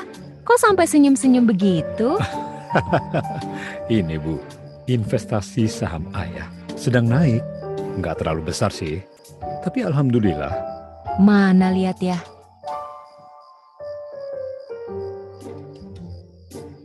Wah, yang ini naiknya tinggi. Ayah dan ibu lagi ngomongin apa sih? Seru amat. Ini Gus, ayah lagi nunjukin hasil investasi saham. Kebetulan sekarang lagi naik. Ayah berinvestasi saham juga? Wah, kebetulan. Bagus, baru mau ikutan investasi saham juga. Tapi masih ragu ya. Kamu mau ikut juga? Iya Bu, teman-teman pada ngajakin belajar buat ngisi liburan. Kamu yakin Gus? Investasi saham menjanjikan hasil yang besar, tapi juga memiliki risiko tinggi. Ada banyak hal yang harus kamu tahu sebelum memulai. Contohnya apa ya?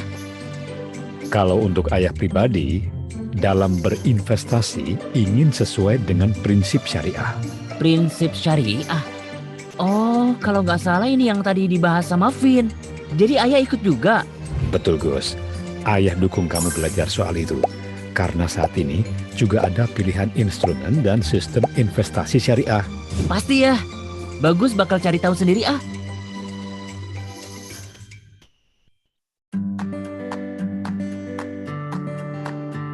Sistem online trading syariah atau SOTS adalah sistem transaksi saham syariah secara online yang memenuhi prinsip-prinsip syariah di pasar modal.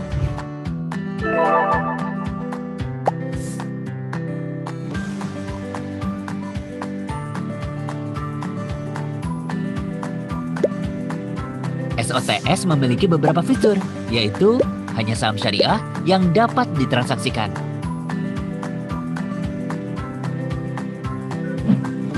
Transaksi beli saham syariah hanya dapat dilakukan secara tunai atau cash basis transaction, sehingga tidak boleh ada transaksi margin atau margin trading. Tidak dapat melakukan transaksi jual saham syariah yang belum dimiliki atau short selling. Laporan kepemilikan saham syariah dipisah dengan kepemilikan uang, sehingga saham syariah yang dimiliki tidak dihitung sebagai modal atau uang. Kak Bagus keren. Iya kan? Pokoknya kalau mau tahu soal pasar modal, bisa tanya Bagus deh. Wah, anak ibu bakalan untung besar nih sepertinya. Untung? Kalau itu... Di handphone Kak Bagus isinya merah-merah semua, Bu. Hus, nanti juga hijau lagi. Tungguin aja.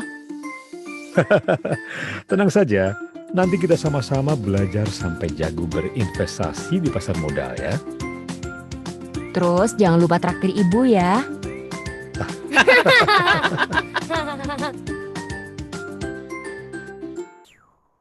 Sikapi uang dengan bijak. Welcome Maggie. Halo Benny. Finally, Lo mau juga ya belajar investasi, Gi? Pengennya sih gitu, Ben. Tapi gimana mau investasi? Buat nabung aja gue susah. Tapi gue sering lihat lo jajan boba, beli minuman aneh-aneh, dan belanja online mulu, Gi. Ya, ini mah yang bikin lo gak bisa nabung. Duit lo habis tuh buat ngikutin lifestyle. Orang beli boba doang mah nggak bakal bangkrut kali. Coba deh kita hitung. Sekali minum boba aja misalnya 20.000. Seminggu 5 kali deh minumnya. Jadi udah 100.000 deh tuh. Lah, sebulan jadi 400.000. Gi, sayang banget Gi, 400.000 itu duit loh, bukan daun. Belum ongkirnya, pakai ojol ada delivery fee 5.000 sekali kirim. Udah melayang deh tuh 500.000, outputnya di toilet lagi. Bener juga sih, tapi kayaknya nggak seberapa deh harganya. Sadly, sebagian anak muda sekarang secara sadar gak sadar